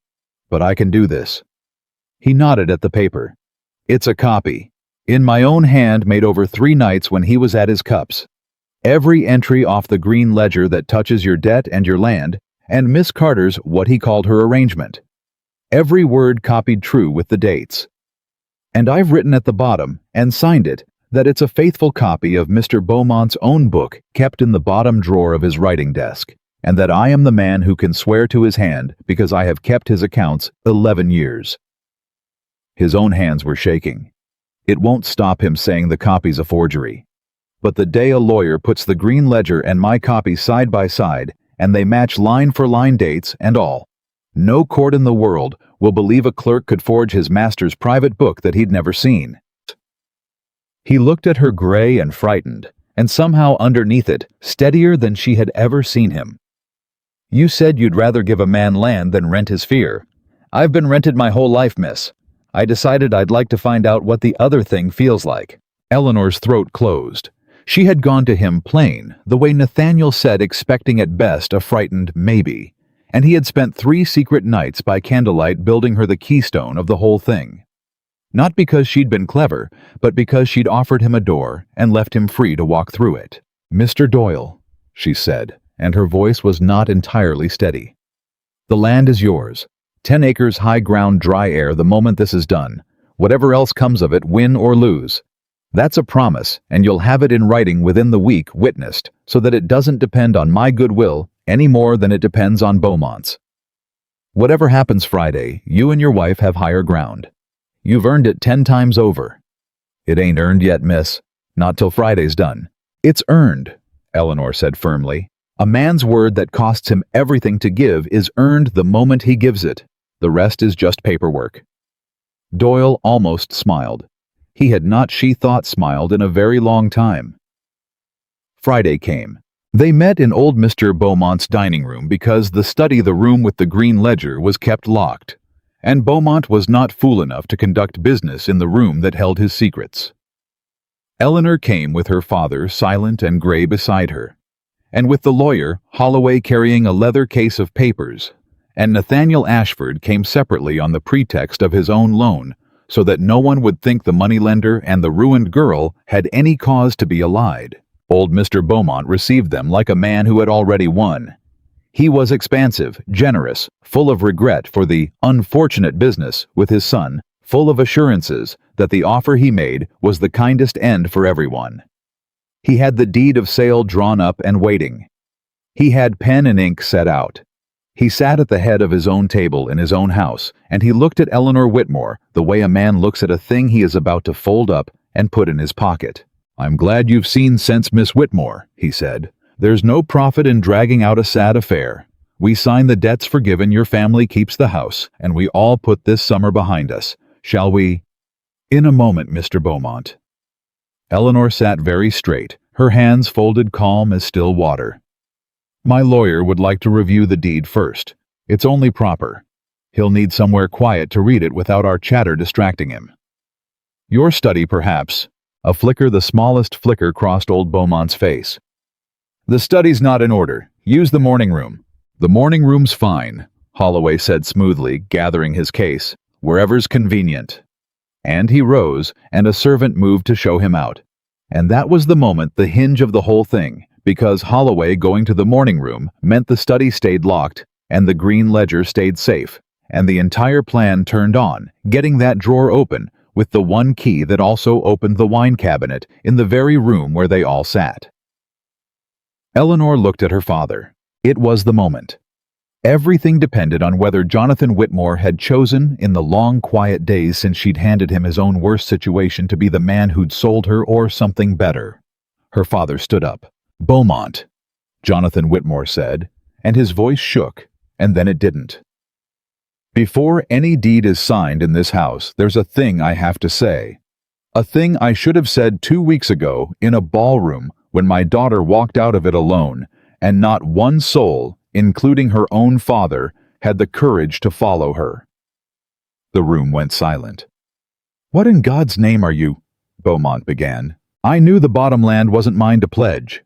Jonathan Whitmore said it loud and clear, and to the whole room the way a man confesses at the foot of something larger than himself. "My father left it in trust to my late wife, and through her to my daughter. I knew it when I signed it over to you as surety. I knew it, and I did it anyway, because I was a coward, and I was in debt, and you made it easy, Beaumont. You made it so easy to sell my own child." He turned to Eleanor, and there were tears on the proud gray face. "I wronged you past forgiving, and I'll not buy my way out of it by helping this man steal from you twice. The land is yours. It was always yours, and I'll swear to it before any court in Virginia." And in the stunned silence that followed, old Beaumont half risen from his chair, the lawyer frozen in the doorway. Nathaniel Ashford very slowly, and very deliberately setting down his glass. Eleanor Whitmore reached across the table, took the small brass key from beside the wine decanter, where old Beaumont, too cheap to have a second cut, had left it sitting in plain sight all along, and closed her hand around it. "Mr. Holloway," she said, rising, her voice ringing clear and steady through the room where she had been meant to sign herself away. "I believe the documents you'll want to review aren't in the morning room after all. They're in the bottom drawer of Mr. Beaumont's writing desk, bound in green leather." She looked at old Beaumont, and she did not gloat because she had learned at last that the truth needs no gloating to land. "Shall we all go and have a look together?" Old Mr. Beaumont came out of his chair all the way then, and the genial host was gone, sloughed off in an instant, like a coat dropped on the floor. "You'll not go near my study," he said. "This is my house. You've no right, no warrant. Nothing that drawer holds my private papers. And I'll see any man hang who touches the lock." "Then you've nothing to fear from us looking, have you?" Eleanor held up the brass key, turning it once in the light so the whole room could see where she'd taken it from. A man with honest books leaves the wine key by the decanter and laughs when his guests admire his vintage. A man with something to hide goes pale when a girl picks it up. "You've gone very pale, Mr. Beaumont." "Put that down, Mr. Holloway." Eleanor did not look away from the old man. "You're an officer of the court. You heard my father swear just now before all of us that the bottom land was held in trust and pledged unlawfully. You're holding the trust documents in that case. In your professional judgment, does a man have the right to inspect the records of a transaction he's a party to when fraud's been sworn to in the room?" Holloway, young and sharp, and lit up like a lamp, set his leather case on the table. "He does, Miss Whitmore. More than a right. With a sworn statement of fraud from a principal party." He nodded at Jonathan Whitmore. "Any document bearing on that fraud becomes evidence the moment it's named. Mr. Beaumont can refuse us the drawer. But he should understand that refusing after fraud's been sworn is a thing a court will hear about and weigh and remember." He looked at the old man almost pleasantly. "Innocent men open drawers, sir. It's the guilty ones who'd rather hang first. Get out of my house." Beaumont's voice had climbed. "All of you. Whitmore, you sniveling fool, do you know what you've done? You've confessed to a crime. You'll lose everything." "I've already lost everything that mattered," Jonathan Whitmore said quietly. "I lost it the night I watched my girl walk out of a ballroom alone. The house, the land, take it. I find it weighs nothing against the look on her face when she learned what I'd done." He had stopped shaking entirely now. There was a strange peace on the gray face, the peace of a man who has finally put down a thing too heavy to carry. "Open the drawer, Eleanor." But it was Nathaniel Ashford who moved. He rose from his place at the side of the table, unhurried, and he crossed to stand between old Beaumont and the dining room door, and he did it so naturally that it was a moment before anyone understood he had just cut off the old man's only path to the study ahead of them. "You'll want to sit back down, Beaumont," Nathaniel said. His voice was mild. It was the mildness that made it terrible. "Because here's the part you haven't reckoned yet, and you ought to reckon it before you say another word about hanging and warrants. I hold your paper. 18 months of it. 3 weeks ago, your man Doyle sat in my house and showed me a ledger and swore on your behalf that $11,000 of good money was as good as collected money you'd already borrowed against from me. You used my loan, Beaumont. You financed the ruin of this girl with my money, and you lied to my face to do it." He took one step closer. "Now, a man in my position has got two choices. He can call the law down on the whole rotten business fraud, false accounting, a debt secured against land the borrower didn't own, and let it drag through the courts for 2 years, while everyone's name gets dirty, mine included. Or he can settle it quiet here today in this room, with the green ledger open on the table, where we can all see what's true." He let that sit. "I'd sooner settle it quiet. I'm a businessman, not a vengeful one. But I'll only settle quiet if I see the book. So you can hand me that drawer, Beaumont, and we'll talk like men about how this ends, or you can keep refusing. And I'll walk out that door and straight to the magistrate, and then it won't be quiet ever again. Your choice. You've got about as long as it takes me to lose my patience." Old Mr. Beaumont stood in the middle of his own dining room, hemmed by a lawyer who'd named his crime a moneylender who held his debt. a girl who held his key, and a partner in cowardice, who'd just confessed the whole thing to the heir, and Eleanor watched the calculation move behind his eyes. Watched him reach the way she'd watched Vivian reach for the part that kept him standing. "This is extortion," he said, but the fire had gone out of it. "No, sir," Eleanor said. "Extortion is making a woman marry to clear a debt. Extortion is paying another woman in position to humiliate her in public. Extortion is taking land that isn't yours and daring the law to stop you. What we're doing is the opposite of all that. We're opening a book." She set the brass key down on the table in front of him, gently with a small click. "Open it yourself, Mr. Beaumont. Let no one say we forced the drawer. Open it yourself and let the book say what the book says, and we'll all of us live with what's written there. That's all justice ever is in the end, just letting the true thing be seen." For a long moment, no one moved. Then old Mr. Beaumont, his hand trembling now in a way Eleanor's never had, picked up the key. They went to the study together, all of them, and it was old Beaumont himself who unlocked the bottom drawer of his writing desk with the wine key, because Eleanor had given him no way to refuse that wouldn't look like guilt, and he drew out the green leather ledger and set it on the desk, and his hands had gone the color of paper. Holloway opened it. He found the page, and he read in his clear young courtroom voice what old Mr. Beaumont had written in his own hand. The Whitmore debt, 4 years of it. The parcels pledged as surety with the bottomland marked among them, and beside the bottomland in the same hand, the single damning word, marriage, and beneath the entries, a line that made even Nathaniel Ashford go still. Carter performance position pledged in lieu of fee. He had written it all down, every piece of it. The price of a woman's ruin and the wages of the woman paid to perform it, set in a column like the cost of seed and nails, because old Mr. Beaumont had been so certain, so entirely certain, that no one would ever open the drawer. "That's not," Beaumont started. "A man writes many things in private accounts that don't mean those are only notes. Speculations a businessman considers all manner of—" "It's your hand," Holloway said. "You can't prove it's my hand." And here, Eleanor reached into the case Holloway carried and drew out Silas Doyle's copy, the faithful copy made over 3 secret nights by candlelight, and laid it open on the desk beside the green ledger, and the 2 pages sat side by side, entry for entry, date for date, word for word, the same.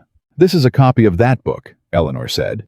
"Made by the man who's kept your accounts 11 years. He'll swear it's your hand, Mr. Beaumont, because he's seen you write in this very book 1,000 times. And the day a court lays his copy beside your original and finds them matched line for line, dates and all, no jury in Virginia will believe a clerk forged the private ledger of a book he was never supposed to touch." She looked at him steadily. "You wrote it down. You were so sure of yourself you wrote it all down. And the only thing more dangerous than an enemy, Mr. Beaumont, is a written record kept by an honest man." Old Beaumont sank into the chair behind his desk. The bluster was gone. What was left was an old man looking at his own handwriting and understanding finally that it had hanged him. "Doyle," he whispered. "Doyle did this. Doyle told the truth," Eleanor said. "Once, in exchange for never having to be afraid of it again. You had 11 years to give that man one thing he couldn't get anywhere else, and you never did. You only ever paid him wages and let him fear losing them. I gave him 10 acres of his own and an honest place. That's the difference between us, Mr. Beaumont. You rented people. I'd rather they be free." She paused. "It turns out free men make poor accomplices and excellent witnesses." What happened over the following hour was not a triumph, and Eleanor was glad of it because she had learned by now that the triumphs she'd imagined in her worst moments Beaumont ruined, dragged away, made to suffer as she'd suffered, were not what she wanted at all. What she wanted was the truth, set down where it couldn't be moved, and her mother's land back in her own hand, and an end to the thing that didn't owe anyone a single new wound. So, when Holloway began to speak of charges of fraud and false pledge, and the magistrate, it was Eleanor who stopped him. "No," she said. The room turned to her. "Miss Whitmore," Holloway said carefully, "the man has confessed in writing to defrauding you of an inheritance. The charges would stand. He'd be ruined, likely jailed. It's no more than the law allows, and no more than he earned. I know what he earned. Eleanor walked to the window of the study, not to look out for. She did not care what was out there, but to put her back to the table a moment and gather the things she meant to say. Then she turned around. I've thought a great deal these 2 weeks about what I wanted from this. I'll tell you all the truth in the beginning. What I wanted was for him to hurt. For all of them to hurt, the way I hurt standing alone in that ballroom. I wanted Charles disgraced and Vivian thrown in the gutter, and this man dragged out of his fine house in chains in front of the whole county that watched me fall. She looked at old Beaumont, small and gray behind his desk. But I've watched what wanting people to hurt does to a person. I watched it in Vivian Carter, who's so good at it, she's forgotten how to want anything else. I watched it nearly get into me, and I find I don't want it. I don't want to become a person who collects the suffering of others like it's owed me. So no. No charges, no jail, no dragging anyone anywhere. Then what? Beaumont said, and there was naked confusion in it. He had braced for ruin. He did not understand mercy, and it frightened him more than the law had. What do you want? I want what's mine. Eleanor came back to the desk. The bottomland returned to me free and clear, with a deed signed today before these witnesses acknowledging it was always held in trust and never lawfully yours to take. I want the $11,000 debt against my father struck entirely because it was secured against land that was never his, which makes the security void, which Mr. Holloway will explain. Unwinds the whole instrument, and I expect you knew that too. Didn't you when you made the loan, because a debt you could call in any time suited you far better than one that was ever meant to be repaid? She watched him not deny it. And I want one thing more, and this is the only thing in all of it that I want for spite, so I'll own it plainly. I want a letter, written by you in your own hand in this green ledger you were so fond of writing in and copied out, fair and signed, stating that the engagement between myself and your son was arranged to fail, that I was never jilted for any cause of my own, and that every word spoken against my character this summer was false. I want it witnessed, and I want the freedom to show it to whomever I please, whenever I please, for as long as I live. The study was silent. You're not asking for money, Beaumont said slowly. I never was. You're the one who thought everything could be bought and sold, Mr. Beaumont. Me, Vivian, Doyle, my father's honor. You measured the whole world in dollars, and you never once understood that the thing you took from me in that ballroom couldn't be bought back with any sum on earth. She leaned both hands on the desk. But it can be returned. A man can give back a name, not with money, with the truth written plain in the same hand that tried to destroy it. That's what I want from you, not your suffering, your signature under the truth. And then we're done, and you'll never see me again, and you can keep your house, and your cotton, and what's left of your good name, and spend the rest of your days knowing exactly what it's worth, which is exactly as much as the woman you tried to throw away decides to let it be worth every single day for the rest of your life. It was, Eleanor understood, even as she said it, the cruelest thing she could have done to a man like old Mr. Beaumont, crueler than jail, crueler than ruin. To let him keep everything and owe it all to her mercy. To make him live every remaining day inside the knowledge that the quiet little Whitmore girl he'd reckoned as collateral had held his whole life in her hand, and chosen out of something he could not even name to give it back to him. He understood it too. She saw him understand it, and she watched him pick up his pen. The deed was signed within the hour. The debt was struck, the instrument unwound with Holloway's careful pen. The bottomland returned to Eleanor Whitmore, free and clear. And old Mr. Beaumont wrote out in the green ledger, and then fair upon good paper, witnessed by his own lawyer, and Eleanor's, and Nathaniel Ashford, besides the full and true account of how an innocent woman had been arranged into ruin for the price of a parcel of river land, and signed it his hand steady at the last, because there was nothing left to shake about. Eleanor folded the letter and put it inside her glove, where her mother's trust had written 2 weeks before. There's one more matter, Holloway said, gathering the green ledger to take into safekeeping. Miss Carter. The ledger names her. The letter names her. If you wish to pursue her, I don't." Eleanor was already drawing on her glove over the folded confession. Vivian Carter played her part for position because the world handed her a fine face and no fortune and told her those were the only two cards she'd ever be dealt. She did a wicked thing. But she did it from a smaller, meaner kind of desperation than this man's. She nodded at Beaumont. And she's the only one in all of it who'll go on paying for it every day without anyone having to lift a finger. She's tied her whole future to the Beaumonts, and the Beaumonts are finished as anyone of consequence the moment this summer's talked through. She gambled everything on becoming Mrs. Charles Beaumont, and Charles is in Philadelphia and won't be coming back to a family with no money and no name. She'll get nothing. She bet her life on these people, and these people just lost. Eleanor's voice was not unkind. That's punishment enough, and it's a punishment I didn't have to choose. The world's handing it to her all on its own. I'll not add to it. She did, though, do one thing for Vivian Carter, and she did it that same week, and she told no one but Hattie. She sent the woman a letter.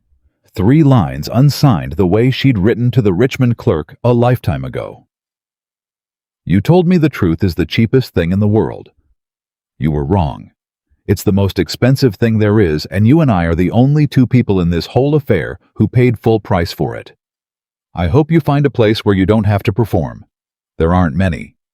But they exist." She never knew if Vivian read it. She only knew that a month later, Vivian Carter left the county for good, alone bound west by the post road. And that was the last anyone in Virginia ever heard of her. The thing Eleanor had not planned for, the thing that no scheme of hers had accounted for, was what came after winning. She had spent 2 weeks with every nerve bent toward a single point, the meeting, the ledger, the truth set down where it couldn't be moved. And then it was done. All of it in a single afternoon, and she went home to the Whitmore house that was safe now, hers and her father's, both the debt gone, the land restored. Her name returned to her in old Beaumont's own hand, and she sat down at her mother's writing desk in the gray evening light, and the strength that had held her up for 14 days simply went out of her all at once, like a tide going out, and she put her face in her hands and wept. She wept the way she had not let herself weep in the ballroom, or the carriage, or any night since. She wept for the father she'd loved and could not trust again. For the girl she'd been 2 weeks ago, who'd believed she was getting married, who'd believed her father had her happiness somewhere in his heart. For the cost of all the cleverness she'd had to learn. For Doyle's sick wife, and Vivian's bitter face, and Charles weeping on a river road, and her own mother dead these 6 years, who'd had the foresight to leave her daughter land in trust, because some part of her must have known even then that the men in Eleanor's life could not be relied upon to protect her. Hattie found her like that, and did not say a word, only sat down on the floor beside the chair and leaned her head against Eleanor's knee, the way a sister would, and stayed there until it was full dark. "I won, Hattie," Eleanor finally said, her voice wrecked. "I won everything. Why does it feel like grief? Because winning ain't the same as healing, miss," Hattie said simply. "You got your land back. You got your name back. But you can't get back the 2 weeks ago when you still thought your daddy loved you more than money. That's gone. Winning don't bring it back. Nothing brings that back.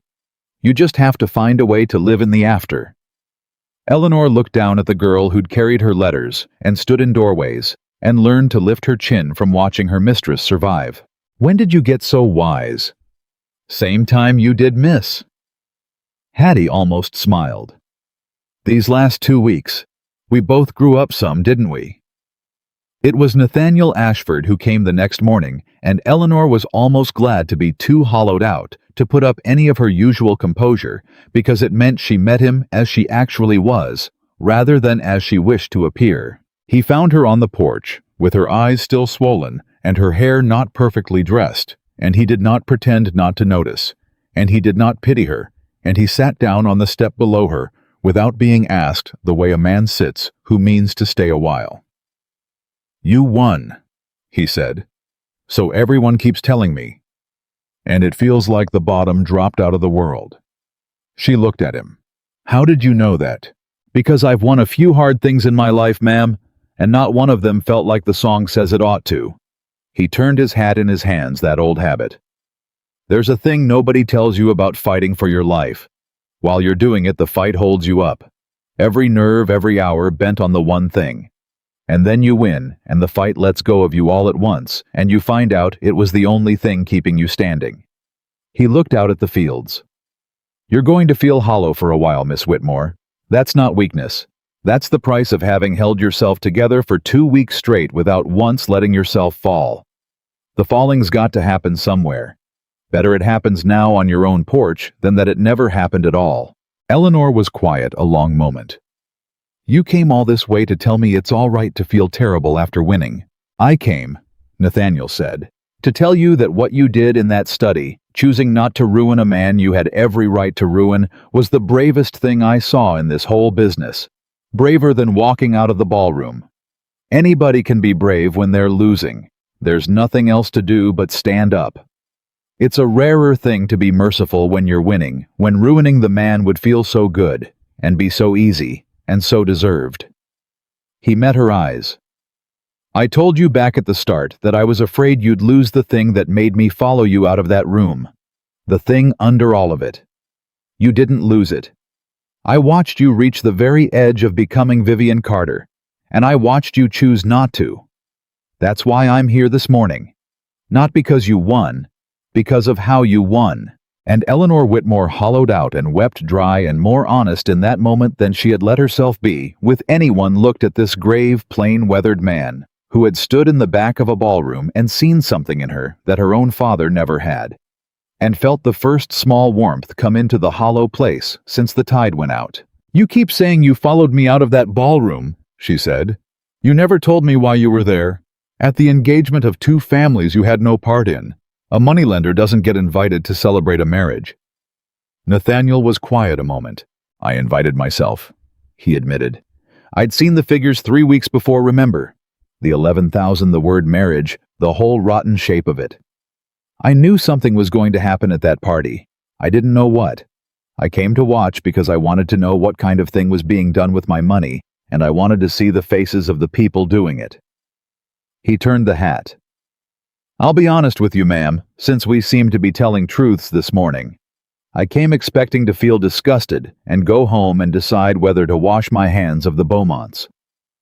I did not come expecting to watch a woman take the worst public moment of her life and turn it into the most dignified thing in the room. I did not come expecting... He stopped, and for the first time since she'd known him, Nathaniel Ashford looked something other than certain. I did not come expecting you. And I've spent 2 weeks telling myself I was helping you out of principle, because Beaumont lied to me, because I won't be made party to a fraud. And that's true. But it ain't the whole truth, and you taught me yourself, there's no use in a man giving half the truth and calling it the full one. Eleanor's breath had gone careful.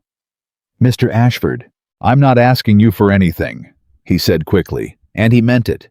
She could see he meant it. Lord knows the last thing you need 2 weeks out from being sold like a parcel of land is another man telling you what he wants from you.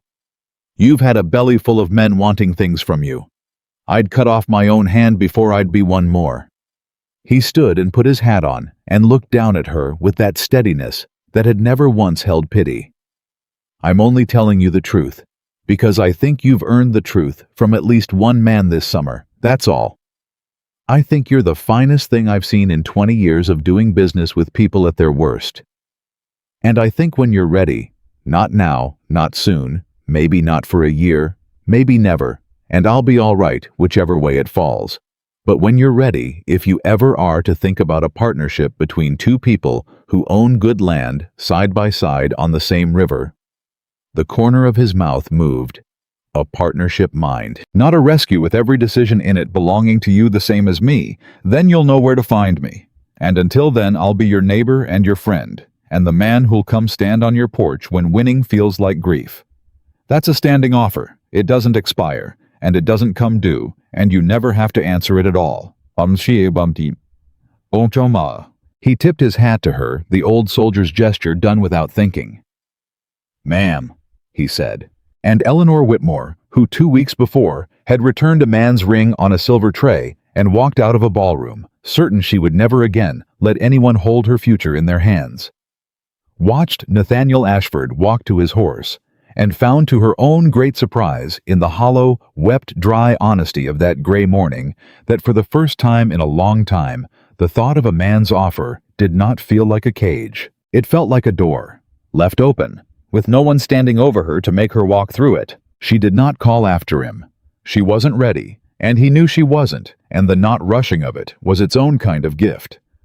But she sat on the porch a long while after he'd gone with her mother's land safe around her, and her name folded in old Beaumont's own hand inside her glove, and she let herself feel the warmth come back into the hollow place, slow like a tide turning, and she understood that the worst summer of her life had given her at its very end the one thing all the schemes and ledgers and confessions never could. It had given her back to herself, whole and free and beholden to no one.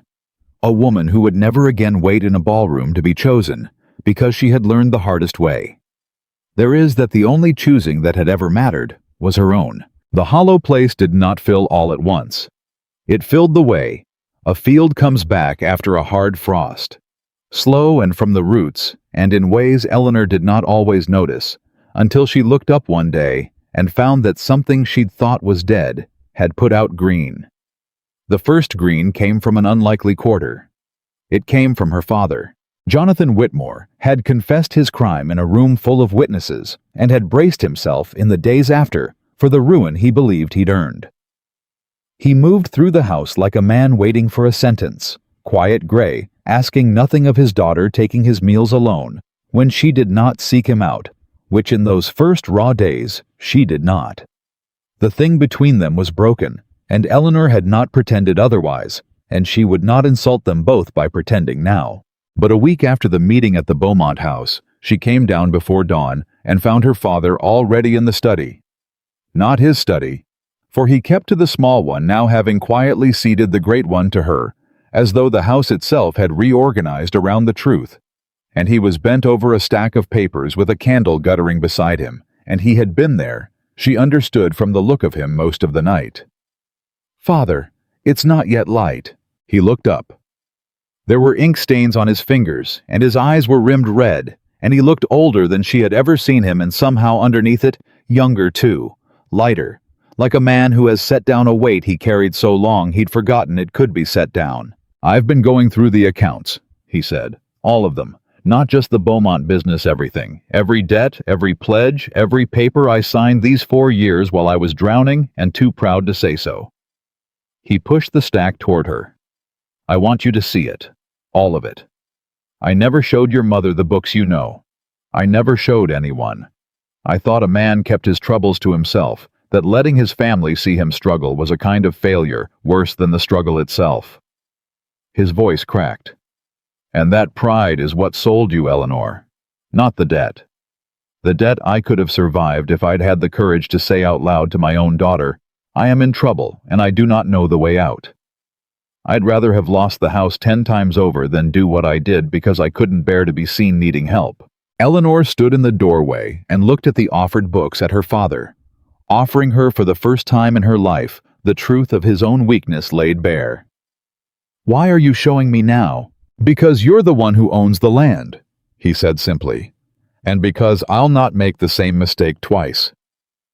You should know exactly what this family stands on down to the last dollar, so that no man, not me, not any husband, not anyone, can ever again decide your future in a room you weren't allowed into." He met her eyes. "I can't undo it, Eleanor. I know that. I'm not asking you to forgive me. I don't think you can, and I don't think you should. But I can do this. I can stop being a man who keeps his books in the dark. It's the only apology I've got that's worth anything." And Eleanor, who had braced herself against every soft feeling toward her father for 2 weeks, felt something shift. Not forgiveness, not yet perhaps, not for a long while, but the first crack in the wall through which forgiveness might someday come. She crossed the room. She sat down beside him. She pulled the candle closer and drew the first ledger toward her. "Then show me," she said. "All of it. And Father, from now on, when this family's in trouble, you tell me. Not because you owe me, because I'm the one who'll find the way out. I've gotten rather good at it." Jonathan Whitmore laughed a wet, broken, astonished laugh, the first true laugh she'd heard from him since before the engagement, and they sat together in the candlelight, going through 4 years of debt, as the dawn came up over the tobacco fields, father and daughter, and it was not healing, not yet, but it was the ground that healing would someday grow from. The second green came from the land itself. Eleanor took possession of the river bottom land that autumn, free and clear. Her mother's trust made whole at last, and she did with it the thing she had promised Silas Doyle on a bench outside an apothecary. She deeded him 10 acres of the high ground dry and away from the damp in his own name, witnessed and recorded, so that no man living could ever turn him out of it. She did it before she did anything else with the land, before she'd even decided what to do with the rest, because a promise made to a frightened man was the first debt she meant to honor now that she had the means. Doyle moved his sick wife to the high ground before the first frost. The dry air did what the doctor had said it would. By Christmas, his wife was sitting up, and by spring, she was walking the 10 acres on her husband's arm, and Doyle steady careful. Honest Silas Doyle, who had spent 11 years keeping true books for a dishonest master, took over the management of Eleanor's land with a devotion that no wage could ever have bought, because she had not bought it.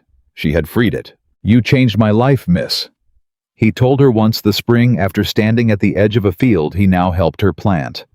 "I want you to know I know it. A man don't forget who gave him solid ground to stand on." "You changed mine first, Mr. Doyle," Eleanor said. "You spent 3 nights by candlelight copying a book that could have cost you everything for a woman who couldn't promise you it would even work. Don't you ever let anyone tell you the small, careful men don't matter. The whole thing turned on you. The lawyers and the lenders and the clever schemes, none of it would have held without one honest man willing to write down what was true." She looked out over the green coming up in the rows. "We saved each other. That's the only kind of saving worth anything, the kind that runs both directions."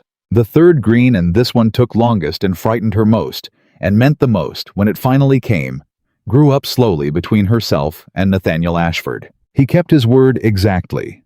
He did not press. He did not call with the eager regularity of a suitor pretending to be a friend. He was simply her neighbor, and then her friend, and the friendship was real and unhurried, and built on the only foundation Eleanor trusted anymore, which was that he wanted nothing from her she was not free to withhold. He came when the river flooded the low fields that first wet spring, and worked beside her men for 2 days, hauling stock to high ground, and asked for nothing, and went home muddy, and said only, "Glad it held, ma'am," and tipped his hat. He came when she could not make sense of a contract a Charleston cotton buyer had sent full of clauses designed to cheat a woman. The buyer assumed knew nothing, and he sat at her table and went through it, line by line, not deciding for her, only explaining, so that by the end, she understood it better than the man who'd written it, and sent back a revision that made the buyer blanch. He came most of all when she simply needed someone to sit with who did not want her to be anything other than what she was.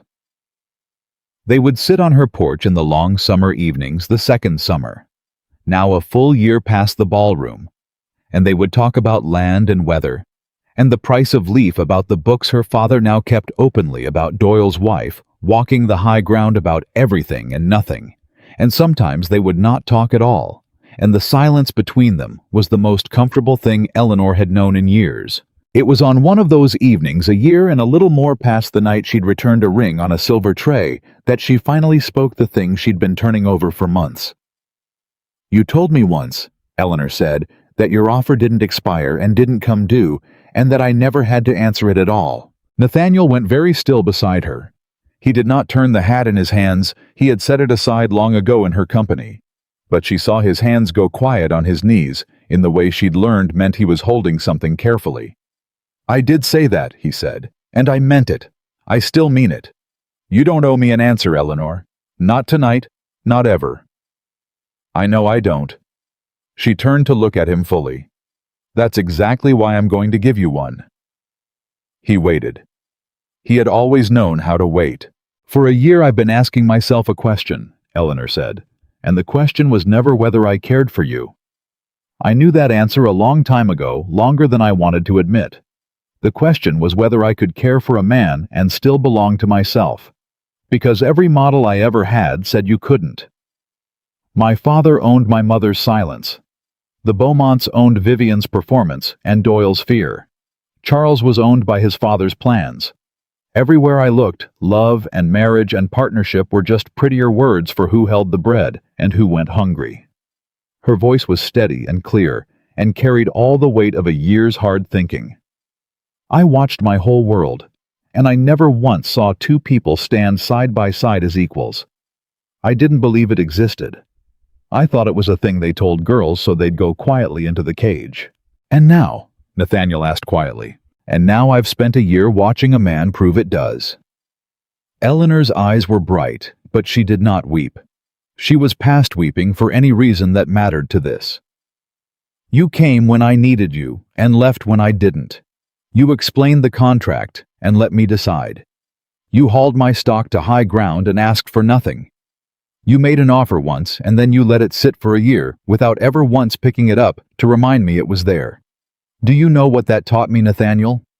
It taught me that a man can want a woman his whole heart and still leave her free. That the two things aren't opposites. That I was wrong, we were all wrong, every woman who ever went quiet into the cage, because the cage was never the only choice. There was always another kind of door. I just never saw a man hold one open before. Not until you. Nathaniel Ashford looked at her, and the certainty that had never left his face the whole time she'd known him wavered at last, not from doubt, but from the sheer weight of feeling, and when he spoke, his voice was rough. Eleanor, are you saying— I'm saying yes, she said, but I'm saying it my way, and you're going to hear all of it before you answer, because I'll not walk into one more arrangement I don't fully understand. She squared her shoulders. I keep my land. In my own name, deeded to me, never merged with yours. Not because I don't trust you, but because a woman should never again be in a position where a man's goodwill is the only thing standing between her and ruin. My daughters, if we have them, inherit in their own right, the way my mother had the wisdom to leave it to me. I keep my own books, and you keep yours, and we decide the joint ones together, as partners, with neither one able to sign away the other's future in a room the other isn't in. And if I ever find myself going quiet, swallowing what I think to keep a peace, shrinking to fit a space. You've left me. You have to promise me you'll call it out, because I've spent my whole life learning to make myself small, and I'd rather die than teach it to a daughter. She drew a breath. Those are my terms, Nathaniel Ashford. That's the partnership. Not a rescue, not a merger. Two people who own good land side by side on the same river who choose each other every single day freely, and could walk away and don't. Will you have me on those terms? Because I'll not have you on any others. For a long moment, Nathaniel said nothing at all. Then he reached over slowly, the way he did everything, and he took her hand, the left one, the one that had been bare since the night she'd set a ring on a silver tray, and he held it like a thing entrusted rather than a thing acquired. Eleanor Whitmore, he said, I have spent my whole life lending things to people on terms, money mostly, always on terms, always with the security written down, and the interest reckoned, and the date it all comes due. His thumb moved once across her knuckles. I never once in 50 years imagined I'd hear a person offer me terms I'd take gladly. No security asked, no date. It comes due, the whole of it resting on nothing but the choosing of it every morning. His eyes were wet now, this grave, unweeping man. Yes, to all of it. The land stays yours. The daughters inherit. The books stay separate, and the joint ones we keep together. And I will call you out. I swear it the first time I ever catch you making yourself small, though I'll tell you now, I don't reckon I'll ever have the chance because the woman I watched walk out of that ballroom doesn't have it in her to shrink for anybody, and that's the exact thing I love about her. He lifted her hand and pressed it to his rough cheek. Have you on those terms? Eleanor, those are the only terms in 50 years that ever made me want a thing for keeps. Yes. God, yes. 1,000 times. They were married that autumn quietly in the small church near the river, with Hattie standing up beside Eleanor in a new dress Eleanor had insisted on, and Silas Doyle and his recovered wife in the second pew, and Jonathan Whitmore giving his daughter away, with tears streaming openly down a face that had forgotten how to hide them, and giving her away this time to no one's plan but her own. Into no arrangement, she had not written every line of herself. Charles Beaumont did not come, of course. He never returned to Virginia. Word drifted back over the years that he had married a Philadelphia merchant's daughter, a quiet match, and gone into her father's business, and lived a small, careful life far from the county that remembered what he'd done. Eleanor bore him no ill will. He had told her the truth on a river road when he didn't have to, and that one act of late and frightened honesty had given her the second of her three things, and she had meant what she'd said. She was not the sort to forget a thing like that. Old Mr. Beaumont lived out his days exactly as Eleanor had sentenced him to, keeping his house, his cotton, and his diminished name, and owing all of it to the mercy of the woman he'd tried to throw away. She never spoke against him. She never had to. The county had read the truth in his own hand, and that was punishment enough, and Eleanor found as the years went by that she thought of him almost not at all, which was perhaps the deepest mercy and the deepest justice of all, to become to the man who'd tried to erase her simply someone who'd moved on to a larger life than he could imagine. And Vivian Carter. Eleanor thought of her sometimes on the long evenings, and hoped in a corner of her heart she did not examine too closely that the woman had found her way to one of those rare places where she did not have to perform. She never knew. Some stories you do not get to finish. You only get to wish them well and let them go. The years that followed were not without their hard seasons, for no real life is. There were bad crops and worse winters, a flood that took the low fields, 2 springs running. The long grief when Jonathan Whitmore died, reconciled with his daughter. At the last, the breach not fully healed, but tended, which is all most breaches ever get, and more than many. But through all of it, Eleanor Ashford stood on her own ground in her own name, beside a man who had never once in all their years together decided a single thing about her future in a room she wasn't in. She became in time exactly the thing old Mr. Beaumont could never have imagined when he reckoned her as collateral in a green leather book. One of the most respected landowners on that stretch of the river. A woman whose name on a contract made Charleston buyers mind their clauses, who managed her acres and her accounts and her own affairs with a competence that silenced the men who'd once clucked over the poor jilted Whitmore girl. She took in women over the years, women turned out by husbands, women left without means, women the county had decided were finished the way it had once decided. She was finished, and she gave them work and wages, and where she could a piece of ground in their own names, because she had learned the one lesson that had cost her everything to learn, and was worth everything to teach, that a woman owned by no one could never be thrown away. She and Nathaniel had 2 daughters. They inherited in their own right every acre the way Eleanor's mother had had the wisdom to leave it the way Eleanor swore on the night of her engagement to leave it. And Eleanor raised those girls to read a ledger before they could embroider, to know the worth of their own land and the value of their own word, and above all to know bone deep before the world could ever teach them otherwise, the thing their mother had nearly died not knowing. She told them the whole story when they were old enough. The ballroom, the ring on the silver tray, the walk through 300 silent people, the debt and the trust and the green ledger and the clerk who wrote the truth by candlelight. She did not soften it.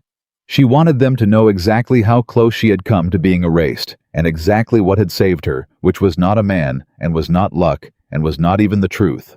What saved me, she told her daughters on a porch by the river 50 years after the night that nearly ended her, was that when they handed me the worst thing the world can do to a woman, when they took my future and my name and my place and stood 300 people up to watch me fall, I decided in the space of one breath that the one thing they could not take was the only thing that ever mattered. They could decide what happened to me. They could not decide what I made of it. That was mine. It was always mine. It is the one thing, my darlings, that is always only entirely yours, And no man, no debt, no ballroom full of people who've already decided you're finished can ever take it from you unless you hand it over. So don't you ever hand it over. Not for love, not for safety, not for a roof or a name or a quiet life. You hold on to yourself and you choose your own choosing, and you will never in your lives be anybody's collateral. Her daughters remembered those words. They taught them to their own daughters in turn on that same porch by that same river long after Eleanor was gone, and the land stayed in the women's names generation after generation, never once merged away, never once pledged in a room a woman wasn't standing in.